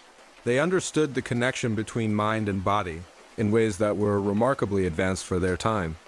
Their healing dreams weren't just about receiving divine prescriptions for herbal remedies. They often involved psychological insights, emotional healing, and what we might today recognize as early forms of psychotherapy. The priests at these healing temples were trained in what amounted to ancient psychology. They knew how to ask the right questions, how to help people explore the meanings of their dreams, and how to guide them toward healing insights. The temple of Asclepius at Epidaurus was particularly famous for its sophisticated approach to dream-based healing. What's especially interesting is how the Greeks documented their results. They kept detailed records of healing dreams and their outcomes, essentially creating ancient medical databases that tracked the effectiveness of different dream-based treatments. Many of these records have survived, and they show success rates that were quite impressive even by modern standards. The Romans, being Romans, took the Greek system and made it more systematic. They were less interested in the spiritual aspects of dream interpretation and more focused on creating efficient, standardized approaches to divine consultation. Roman dream interpretation became much more bureaucratic, with official interpreters attached to government institutions and military units. But the Romans also contributed something unique to the ancient understanding of professional dreaming. They developed the first systematic studies of what we might today call the psychology of dream interpretation. Roman philosophers like Cicero and Seneca wrote extensively about the relationship between dreams, beliefs, and psychological well-being. They understood that the act of seeking professional dream interpretation could be therapeutic even if the dreams themselves weren't genuinely prophetic. They recognized that having someone listen carefully to your concerns, help you explore different perspectives on your problems, and provide structured guidance could be beneficial regardless of whether divine forces were actually involved. Moving eastward from the Mediterranean, ancient Chinese civilization developed perhaps the most sophisticated and long-lasting tradition of professional dream interpretation. Chinese dream analysis was deeply integrated with traditional medicine, philosophy, and what we now call psychology. The Chinese understood dreams as reflections of the balance between yin and yang energies in the body and mind. Professional dream interpreters were often also doctors, philosophers, and counselors who used dream content as one component of a comprehensive approach to health and well-being. Chinese dream interpretation was remarkably systematic. They developed elaborate classification systems for different types of dreams, detailed guides for analyzing symbolic content, and sophisticated techniques for using dream insights to guide medical treatment and life decisions. But what made Chinese dream interpretation unique was its integration with other diagnostic techniques. Dream content was analyzed alongside pulse readings, examination of the tongue, assessment of energy flow, and detailed questioning about lifestyle, diet, and emotional state. It was a holistic approach that saw dreams as one window into overall health and psychological balance. The Chinese also developed techniques for what they called dream cultivation, practices designed to enhance the quality and usefulness of dream experiences. These included dietary recommendations, meditation practices, specific sleep positions, and environmental modifications that were believed to promote more meaningful dreams. Perhaps most remarkably, the Chinese tradition of professional dream interpretation has continued virtually unbroken for over 3,000 years. Modern traditional Chinese medicine still includes dream analysis as a diagnostic tool, and there are still practitioners who specialize in using dream content to guide treatment decisions. In ancient India, the tradition of dream interpretation was deeply connected to spiritual development and the pursuit of enlightenment. Indian dream interpretation was less focused on practical guidance and more concerned with understanding the nature of consciousness and reality. Hindu and Buddhist traditions developed sophisticated philosophical frameworks for understanding dreams as experiences that could provide insight into the nature of mind, reality, and spiritual development. Professional dream interpreters in ancient India were often also spiritual teachers who used dream analysis as a tool for guiding students toward greater self-understanding. The Indian approach to dream interpretation was highly individualized. Rather than using standardized symbolic dictionaries like many other cultures, Indian dream analysts focused on helping people understand the personal meaning of their dream experiences within the context of their own spiritual journey. They developed techniques for what they called conscious dreaming, practices designed to maintain awareness during sleep and to actively participate in dream experiences for spiritual development. These techniques influenced the development of what we now call lucid dreaming practices. What's particularly interesting about the Indian tradition is how it influenced the development of early psychology. Many concepts that we now associate with modern psychotherapy, the importance of self-awareness, the exploration of unconscious motivations, The therapeutic value of examining symbolic content can be traced back to ancient Indian approaches to dream analysis. In ancient Persia, dream interpretation was closely connected to the Zoroastrian religion and its understanding of the cosmic battle between light and darkness, good and evil. Persian dream interpreters were seen as specialists in understanding divine messages about this ongoing spiritual conflict. Persian dream analysis was particularly focused on prophetic visions, dreams that were believed to provide insight into future events and divine plans. Professional interpreters were often attached to royal courts and played important roles in political and military decision-making. The Persian tradition contributed several important innovations to the ancient world's understanding of dreams. They developed sophisticated techniques for distinguishing between different types of dreams, some that were believed to be genuine divine communication, others that were seen as products of physical or psychological factors. They also created detailed systems for analyzing the timing and context of dreams. Persian interpreters believed that the same dream content could have different meanings depending on when it occurred, what was happening in the dreamer's life, and what broader historical events were taking place. Among the Celtic and Germanic tribes of Northern Europe, dream interpretation was primarily the domain of druids and shamanic practitioners who served as intermediaries between the human and spirit worlds. Their approach was more focused on dreams as communications from ancestors and nature spirits rather than formal deities. Celtic dream interpretation was deeply connected to the natural world. Dreams were understood as experiences that could provide guidance about everything from agricultural decisions to healing practices. Professional dream interpreters were often also herbalists, healers, and keepers of tribal wisdom. The Celtic tradition emphasized the importance of dreams for maintaining harmony between human communities and the natural environment. Dream interpreters helped people understand their relationships with the land, the seasons, and the spiritual forces that were believed to govern natural processes. What's particularly interesting about Celtic dream interpretation is how it survived the arrival of Christianity and influenced the development of medieval European approaches to dreams. Many Christian monasteries in Ireland and Britain continued to use dream analysis as a spiritual practice, blending Celtic traditions with Christian theology. In the Americas, indigenous civilizations developed their own sophisticated approaches to professional dream interpretation long before any contact with the Old World.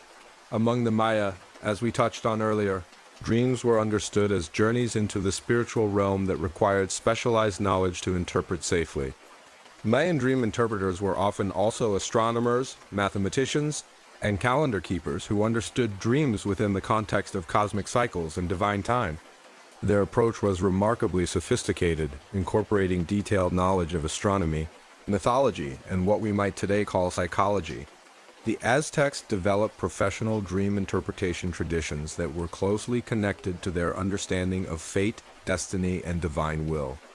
Aztec dream interpreters played important roles in everything from military planning to agricultural decision-making. Among North American indigenous tribes, dream interpretation was often the domain of medicine people and vision seekers who used dreams as tools for healing, spiritual guidance, and maintaining tribal harmony. Many tribes developed elaborate rituals and practices designed to enhance dreaming and facilitate communication with spirit guides. What's remarkable about all these different traditions is how they shared certain fundamental insights about the nature and importance of dreams, despite developing independently across vast geographical and temporal distances. Almost every culture recognized that dreams could be meaningful, that some people were better than others at interpreting them, and that professional guidance could be helpful for understanding dream content. They all understood that dreams could be influenced by physical, psychological, and spiritual factors. They developed techniques for enhancing dream experiences and improving dream recall. They created systems for distinguishing between different types of dreams and different levels of significance. Most importantly, they all recognized that the process of sharing and exploring dreams could be therapeutic and insightful, regardless of whether the dreams themselves contained genuine prophetic or divine content. They understood that having someone listen carefully to your inner experiences, help you explore different perspectives, and provide structured guidance could be beneficial for psychological and spiritual well-being. From our modern perspective, Looking back across thousands of years of human dream interpretation traditions, what emerges is a picture of remarkably sophisticated understanding of psychology, therapy, and the importance of meaning-making in human life. These ancient practitioners may not have understood the neuroscience of sleep and dreaming, but they had developed profound insights into the human need for guidance, connection, and understanding. As we think about these ancient traditions tonight, drifting towards sleep ourselves, there's something both humbling and comforting about realizing that humans have always sought guidance through their dreams, always looked for meaning in the mysterious experiences of sleep, and always found value in sharing these deeply personal experiences with others who could help them understand what they might mean. The professional dreamers of ancient Egypt weren't an anomaly. They were part of a universal human tradition of seeking wisdom, healing, and connection through the strange and wonderful world of dreams. And in their own way, they were doing something that we still value today, helping people make sense of their inner experiences and find guidance for their outer lives. Now, as we drift even deeper into the quiet hours of the night, let me share with you some of the most haunting and least known stories about Egypt's dream industry. These are the whispered tales, the fragments found in forgotten corners of ancient temples. The stories that almost disappeared entirely. Picture this. It's around 325 CE, and Christianity has been spreading throughout the Roman Empire for decades. The old ways, the ancient traditions, they're slowly fading like morning mist. But in a small temple complex near Aswan, far from the major cities and the watchful eyes of Roman administrators, one last practitioner of the ancient arts continues his work. His name was Khenti-Men, and he may have been the very last professional dreamer in ancient Egypt. We know about him only because of a single papyrus fragment found in the 1960s, tucked away in the wall of a Coptic monastery that had been built on the ruins of his temple. The fragment contains what appears to be his final consultation, his last recorded dream interpretation. Before the old world finally closed its eyes forever, Khenti-Men had been trained in the traditional methods, learned from masters who could trace their lineage back to the great dream temples of Memphis and Thebes. But by his time, those temples were empty. The dream incubation chambers had been converted to Christian chapels. The master dreamers had either converted to Christianity or simply disappeared into history. Yet Khenti-Men continued, working alone in his small temple, serving the few remaining clients who still believed in the old ways, farmers mostly, people from the countryside who remembered their grandparents' stories about divine dreams and professional interpretation. They would travel for days, sometimes weeks, to reach his remote sanctuary. The papyrus fragment describes his final consultation, and it's heartbreaking in its simplicity. An elderly woman had made the journey to see him, seeking guidance about her grandson who had joined the Roman army and hadn't been heard from in months. She had dreamed of eagles and water and the sound of metal striking metal. Khenti-Men interpreted her dream with the same care and ritual precision that his predecessors had used for centuries. The eagles represented the Roman legions. The water suggested her grandson was near a river or sea, and the metal sounds indicated ongoing military campaigns. He advised her that her grandson was alive but far from home, and that she should light candles for his safe return during the next full moon. But what makes this fragment so poignant is what Khenti-Men wrote at the bottom. A personal note that he probably never intended anyone else to read. He wrote in fading ink, "The gods speak more quietly now, the dreams come slower. The young people no longer seek the old wisdom. Perhaps it is time for this servant to rest." Archaeological evidence suggests that Khenti-Men died not long after writing these words. His temple was abandoned, his belongings scattered within a generation. The building had been converted to a Christian monastery, and the last physical link to thousands of years of Egyptian dream interpretation tradition was broken. But the really haunting part is what happened to his consultation records. When the monks cleaned out his temple, they found hundreds of papyrus scrolls containing dream interpretations, client records, and detailed notes about successful predictions. Instead of destroying them, as you might expect, they carefully stored them in the monastery's library. Why? Because even the Christian monks recognized that something profound was being lost.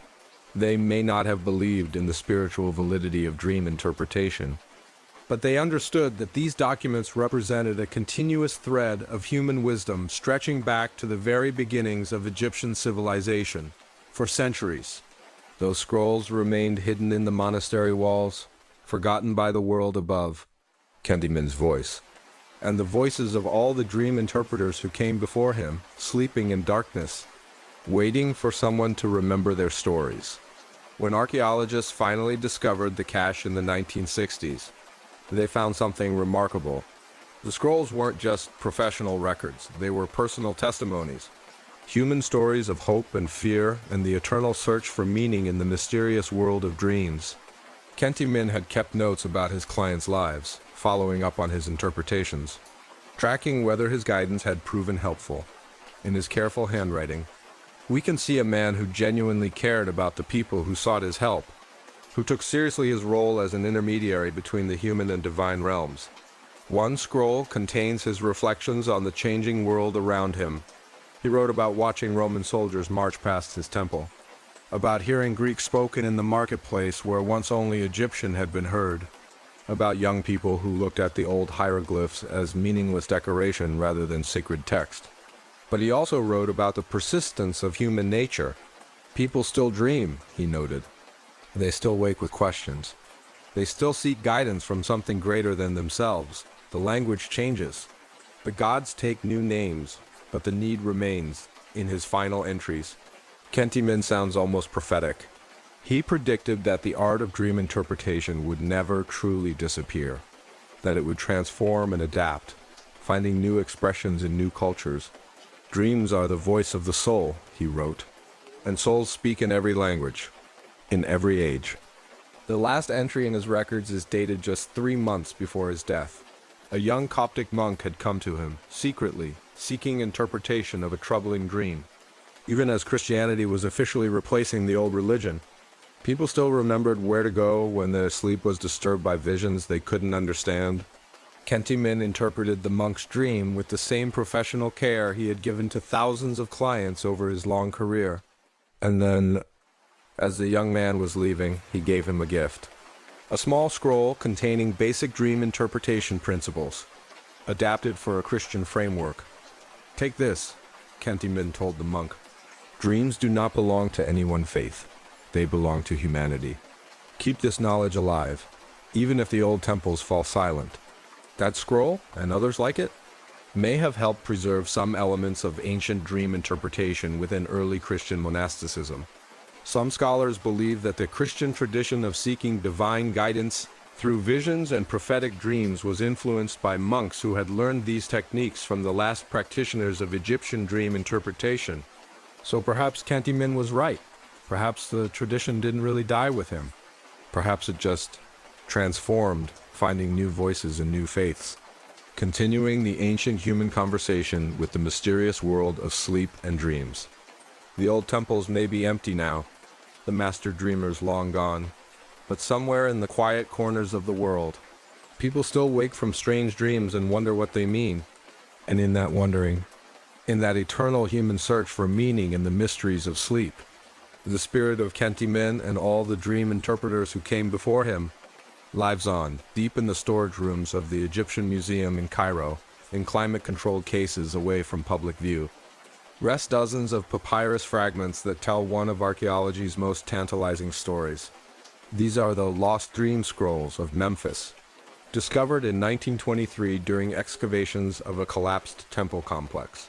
And they contain something that has puzzled Egyptologists for over a century.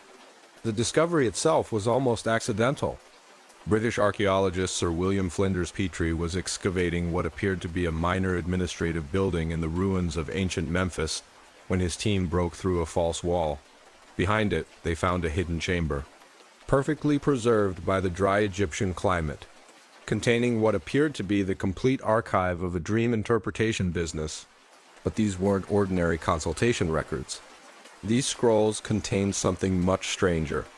Dreams that have been recorded but never interpreted. Hundreds of them, carefully transcribed onto papyrus, dated and cataloged, but with no analysis, no guidance, no explanation of their meaning. Each scroll follows the same format.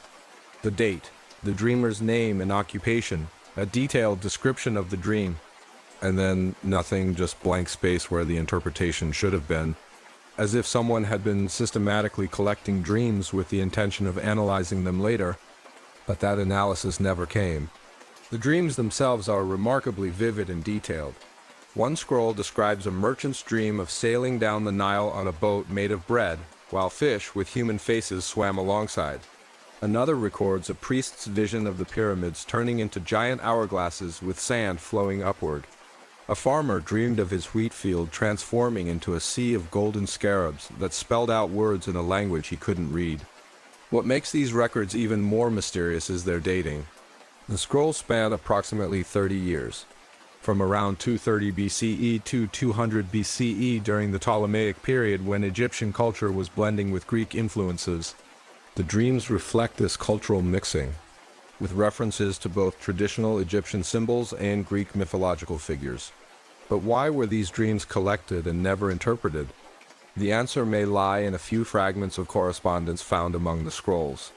These letters, written in Greek rather than Egyptian, suggest that the dream collection was part of a larger research project, an attempt to systematically study the relationship between dream content and real-world outcomes. One letter, signed by someone calling himself Apollodorus the natural philosopher, describes his intention to gather the nocturnal visions of common people and observe whether patterns emerge that might illuminate the nature of prophetic dreams. Another fragment mentions the great work of cataloging divine communications through mortal sleep. It appears that someone, possibly a Greek scholar working in Egypt, was trying to apply systematic analytical methods to the ancient art of dream interpretation, instead of relying on traditional symbolic frameworks. He wanted to collect empirical data about dreams and their outcomes to develop more accurate interpretation techniques. The project was ambitious in scope. The correspondence mentions plans to collect dreams from at least 1,000 subjects over a 10-year period, track the dreamer's subsequent life events, and analyze correlations between dream content and real-world developments. It would have been one of the earliest attempts at what we might today call psychological research, but something went wrong. The dream collection stopped abruptly around 200 BCE with no explanation. The final entries become increasingly erratic, with notes written in different handwriting suggesting that multiple people were involved in the project's final phases. The last dated entry is accompanied by a note in Latin: work suspended due to political circumstances. What political circumstances? Around this time, Egypt was experiencing significant internal turmoil. Ptolemaic rule was becoming increasingly unstable. There were frequent rebellions in Upper Egypt, and traditional Egyptian religious practices were being suppressed in favor of Greek cultural norms. It's possible that a research project focused on traditional dream interpretation was seen as politically subversive, or perhaps the researcher simply died, taking his analytical framework with him and leaving behind only the raw data he had collected. Without his interpretation system, the dreams remained just dreams, fascinating but meaningless fragments of ancient consciousness. Modern scholars have attempted to analyze the lost dream scrolls using contemporary psychological and anthropological methods. Some patterns have emerged. Dreams recorded during periods of political instability tend to feature more violent imagery. Dreams from merchants often contain references to travel and trade. Dreams from priests frequently involve divine figures and religious symbols. But without knowing what happened to the dreamers after their visions were recorded, it's impossible to assess whether any of the dreams contain genuine prophetic elements. The research project that might have answered these questions died with its creator, leaving behind only tantalizing glimpses of what might have been one of history's first scientific studies of dreams. Perhaps the most poignant aspect of the lost dream scrolls is their reminder of how much ancient knowledge has been lost to time. Here was someone, over 2,000 years ago, asking the same questions about dreams that we're still investigating today. They developed a systematic approach, gathered data, and might have made discoveries that could have advanced human understanding of consciousness and sleep. But war, politics, or simple mortality intervened. The research was abandoned. The scrolls were hidden away, and the questions went unanswered. For centuries, these dreams slept in darkness, waiting for someone to remember that they represented not just ancient curiosity, but ancient wisdom. Today, the lost dream scrolls of Memphis serve as a reminder that the human fascination with dreams transcends cultures and centuries. Whether we're ancient Egyptian farmers or modern sleep scientists, we're all trying to understand the same mysterious experience, the nightly journey into a world where normal rules don't apply and anything seems possible. And in that shared wonder, in that eternal human desire to understand the meaning of our dreams, we find a connection that spans millennia. The people who recorded these dreams are long gone, but their questions, their hopes, their need to find meaning in the mysteries of sleep echo forward through time, still asking the same questions we ask today when we wake from dreams we can't forget. In 1995, in the ancient city of Alexandria, archaeologists made a discovery that would forever change our understanding of how deeply the dream interpretation industry had penetrated ancient Egyptian society. While excavating a residential area called Qam el-Dika, they uncovered what appeared to be an ordinary middle-class home from the 3rd century CE, but hidden beneath the kitchen floor. They found something extraordinary. Wrapped in linen and sealed in a ceramic jar were the personal dream journals of an ordinary Egyptian woman named Isis, a baker's wife who had lived in Alexandria during the final centuries of the Roman period. These weren't professional dream interpretation records, they were private diaries, intimate glimpses into how regular people use dreams to navigate their daily lives. The discovery was remarkable because most of what we know about ancient Egyptian dream practices comes from temple records and professional sources. These journals offered something much rarer, the authentic voice of a common person who had internalized the culture's dream interpretation techniques and applied them to her own life. Isis, whose husband Ptolemaeus ran a bakery near Alexandria's harbor, had been keeping dream records for over 20 years. Her journals, written in a mixture of Greek and Demotic Egyptian, reveal a woman who treated her dreams as a practical tool for managing everything from family relationships to business decisions. But what makes her journals truly fascinating is how they document the gradual decline of professional dream interpretation services during her lifetime. In her earliest entries, Isis frequently mentions visiting dream interpreters at local temples. She writes about paying fees for consultations, participating in dream incubation rituals, and following elaborate guidance provided by professional dream masters. However, as her journals progress through the decades, these references become less frequent. By her later entries, Isis is interpreting her own dreams using techniques she had learned from years of professional consultations. She had essentially become her own dream analyst, adapting traditional interpretation methods to her personal circumstances. Her dream records reveal the intimate details of daily life in ancient Alexandria. She dreamed about her children's health, worried about her husband's business competitors, and sought divine guidance about everything from when to buy grain to whether her daughter should marry a particular suitor. One particularly touching series of entries documents Isis's dreams during a plague outbreak that swept through Alexandria around 280 CE night after night. She recorded dreams about healing, protection, and divine intervention. Some dreams featured traditional Egyptian deities, others included Christian symbols, reflecting the religious syncretism of late antiquity Alexandria. But perhaps the most remarkable aspect of Isis's journals is how they document her own growing expertise in dream interpretation. Her early entries are hesitant, filled with questions and uncertainty about the meaning of her visions, but over time, her analysis becomes more confident and sophisticated. She develops her own symbolic framework, combining traditional Egyptian interpretation techniques with personal experience and cultural knowledge.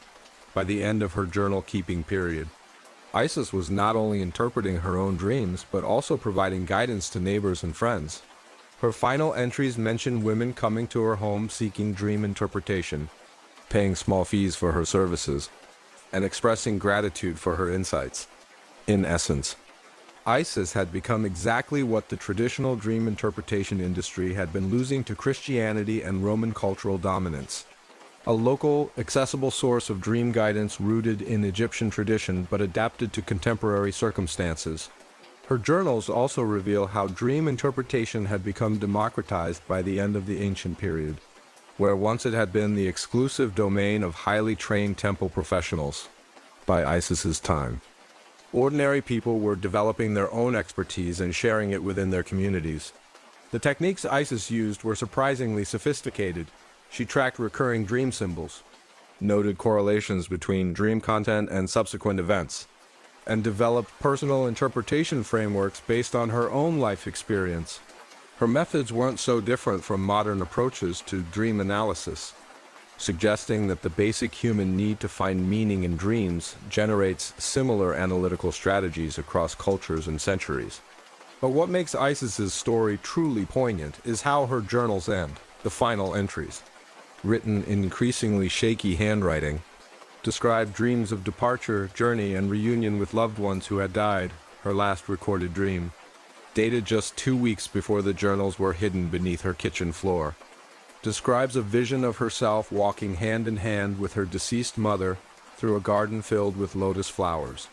Archaeological evidence suggests that Isis died during another plague outbreak, possibly the same epidemic that would later be known as the Plague of Cyprian. Someone, probably a family member, carefully wrapped her journals in linen and buried them beneath the kitchen floor, perhaps hoping to preserve her memory or believing that her dream records contained sacred knowledge that should be protected. For 17 centuries, Isis's voice remained silent, her dreams sleeping in darkness beneath the ruins of ancient Alexandria. But when archaeologists finally uncovered her journals, they found something extraordinary: the authentic record of how an ordinary person had used dreams to navigate the challenges of daily life, to find meaning in uncertainty, and to maintain connection with the divine in a world of constant change. Her journals remind us that the ancient Egyptian tradition of dream interpretation wasn't just about temples and professional services. It was about real people, facing real problems, seeking guidance and comfort in the mysterious world of their own subconscious minds. In her own quiet way, Isis represented the final flowering of a tradition that had begun thousands of years earlier in the great dream temples of Memphis and Thebes. She may not have been a professional master dreamer, but she carried forward the essential spirit of that ancient practice, the belief that dreams are meaningful, that they can provide guidance, and that understanding them requires both wisdom and care. When we read her journals today, we hear the voice of someone who lived in a world very different from our own, yet faced the same fundamental human challenges: uncertainty about the future, concern for loved ones, the search for meaning in difficult circumstances and in her dreams. In her careful attempts to understand and interpret them, we find a connection that transcends time and culture. Isis's dreams have been sleeping for centuries, but they're awake now, reminding us that the human conversation with the mysterious world of sleep and visions is not just ancient history. It's an ongoing dialogue that connects us all. If you're somehow still awake, which honestly would surprise me at this point, you've just taken a journey through one of the strangest chapters in human history, the story of ancient Egypt's professional dreamers, people who made their living from sleep, who turned the most private human experience into a thriving service industry. It's funny to think about, isn't it? Here we are, thousands of years later, still wondering about our dreams, still seeking meaning in those strange, nocturnal adventures our minds take us on. Maybe we're not so different from those ancient Egyptians who paid good money to have someone else make sense of their subconscious wanderings. I'd love to know where you're listening from tonight, and what time it is in your corner of the world. Drop a comment below and let me know if you've ever had one of those dreams that felt too real, too specific, too meaningful to just dismiss. Maybe you're the descendant of someone who would have made an excellent master dreamer in ancient Memphis. And if you've enjoyed drifting off to these bizarre stories about the world's first dream consultants, don't forget to subscribe to WTF Dreams. We'll be back next time with more strange tales from the intersection of sleep and history. More stories about the fascinating ways humans have tried to understand the mysterious world of dreams. Until then, sleep tight, and remember, every dream you have tonight is absolutely free of charge. No temple fees, no professional consultation costs, no elaborate purification rituals required. Just close your eyes and let your mind wander into whatever strange territories it chooses to explore. Who knows? Maybe you'll dream about something we talked about tonight. Maybe you'll find yourself wandering through an ancient Egyptian temple, or sleeping on a bed filled with aromatic herbs, or having a conversation with a long-dead master dreamer who's been waiting centuries to share one more interpretation. Sweet dreams, and remember, if ancient Egyptians were right about anything, it's that dreams don't just happen to you. They happen through you. See you in your dreams,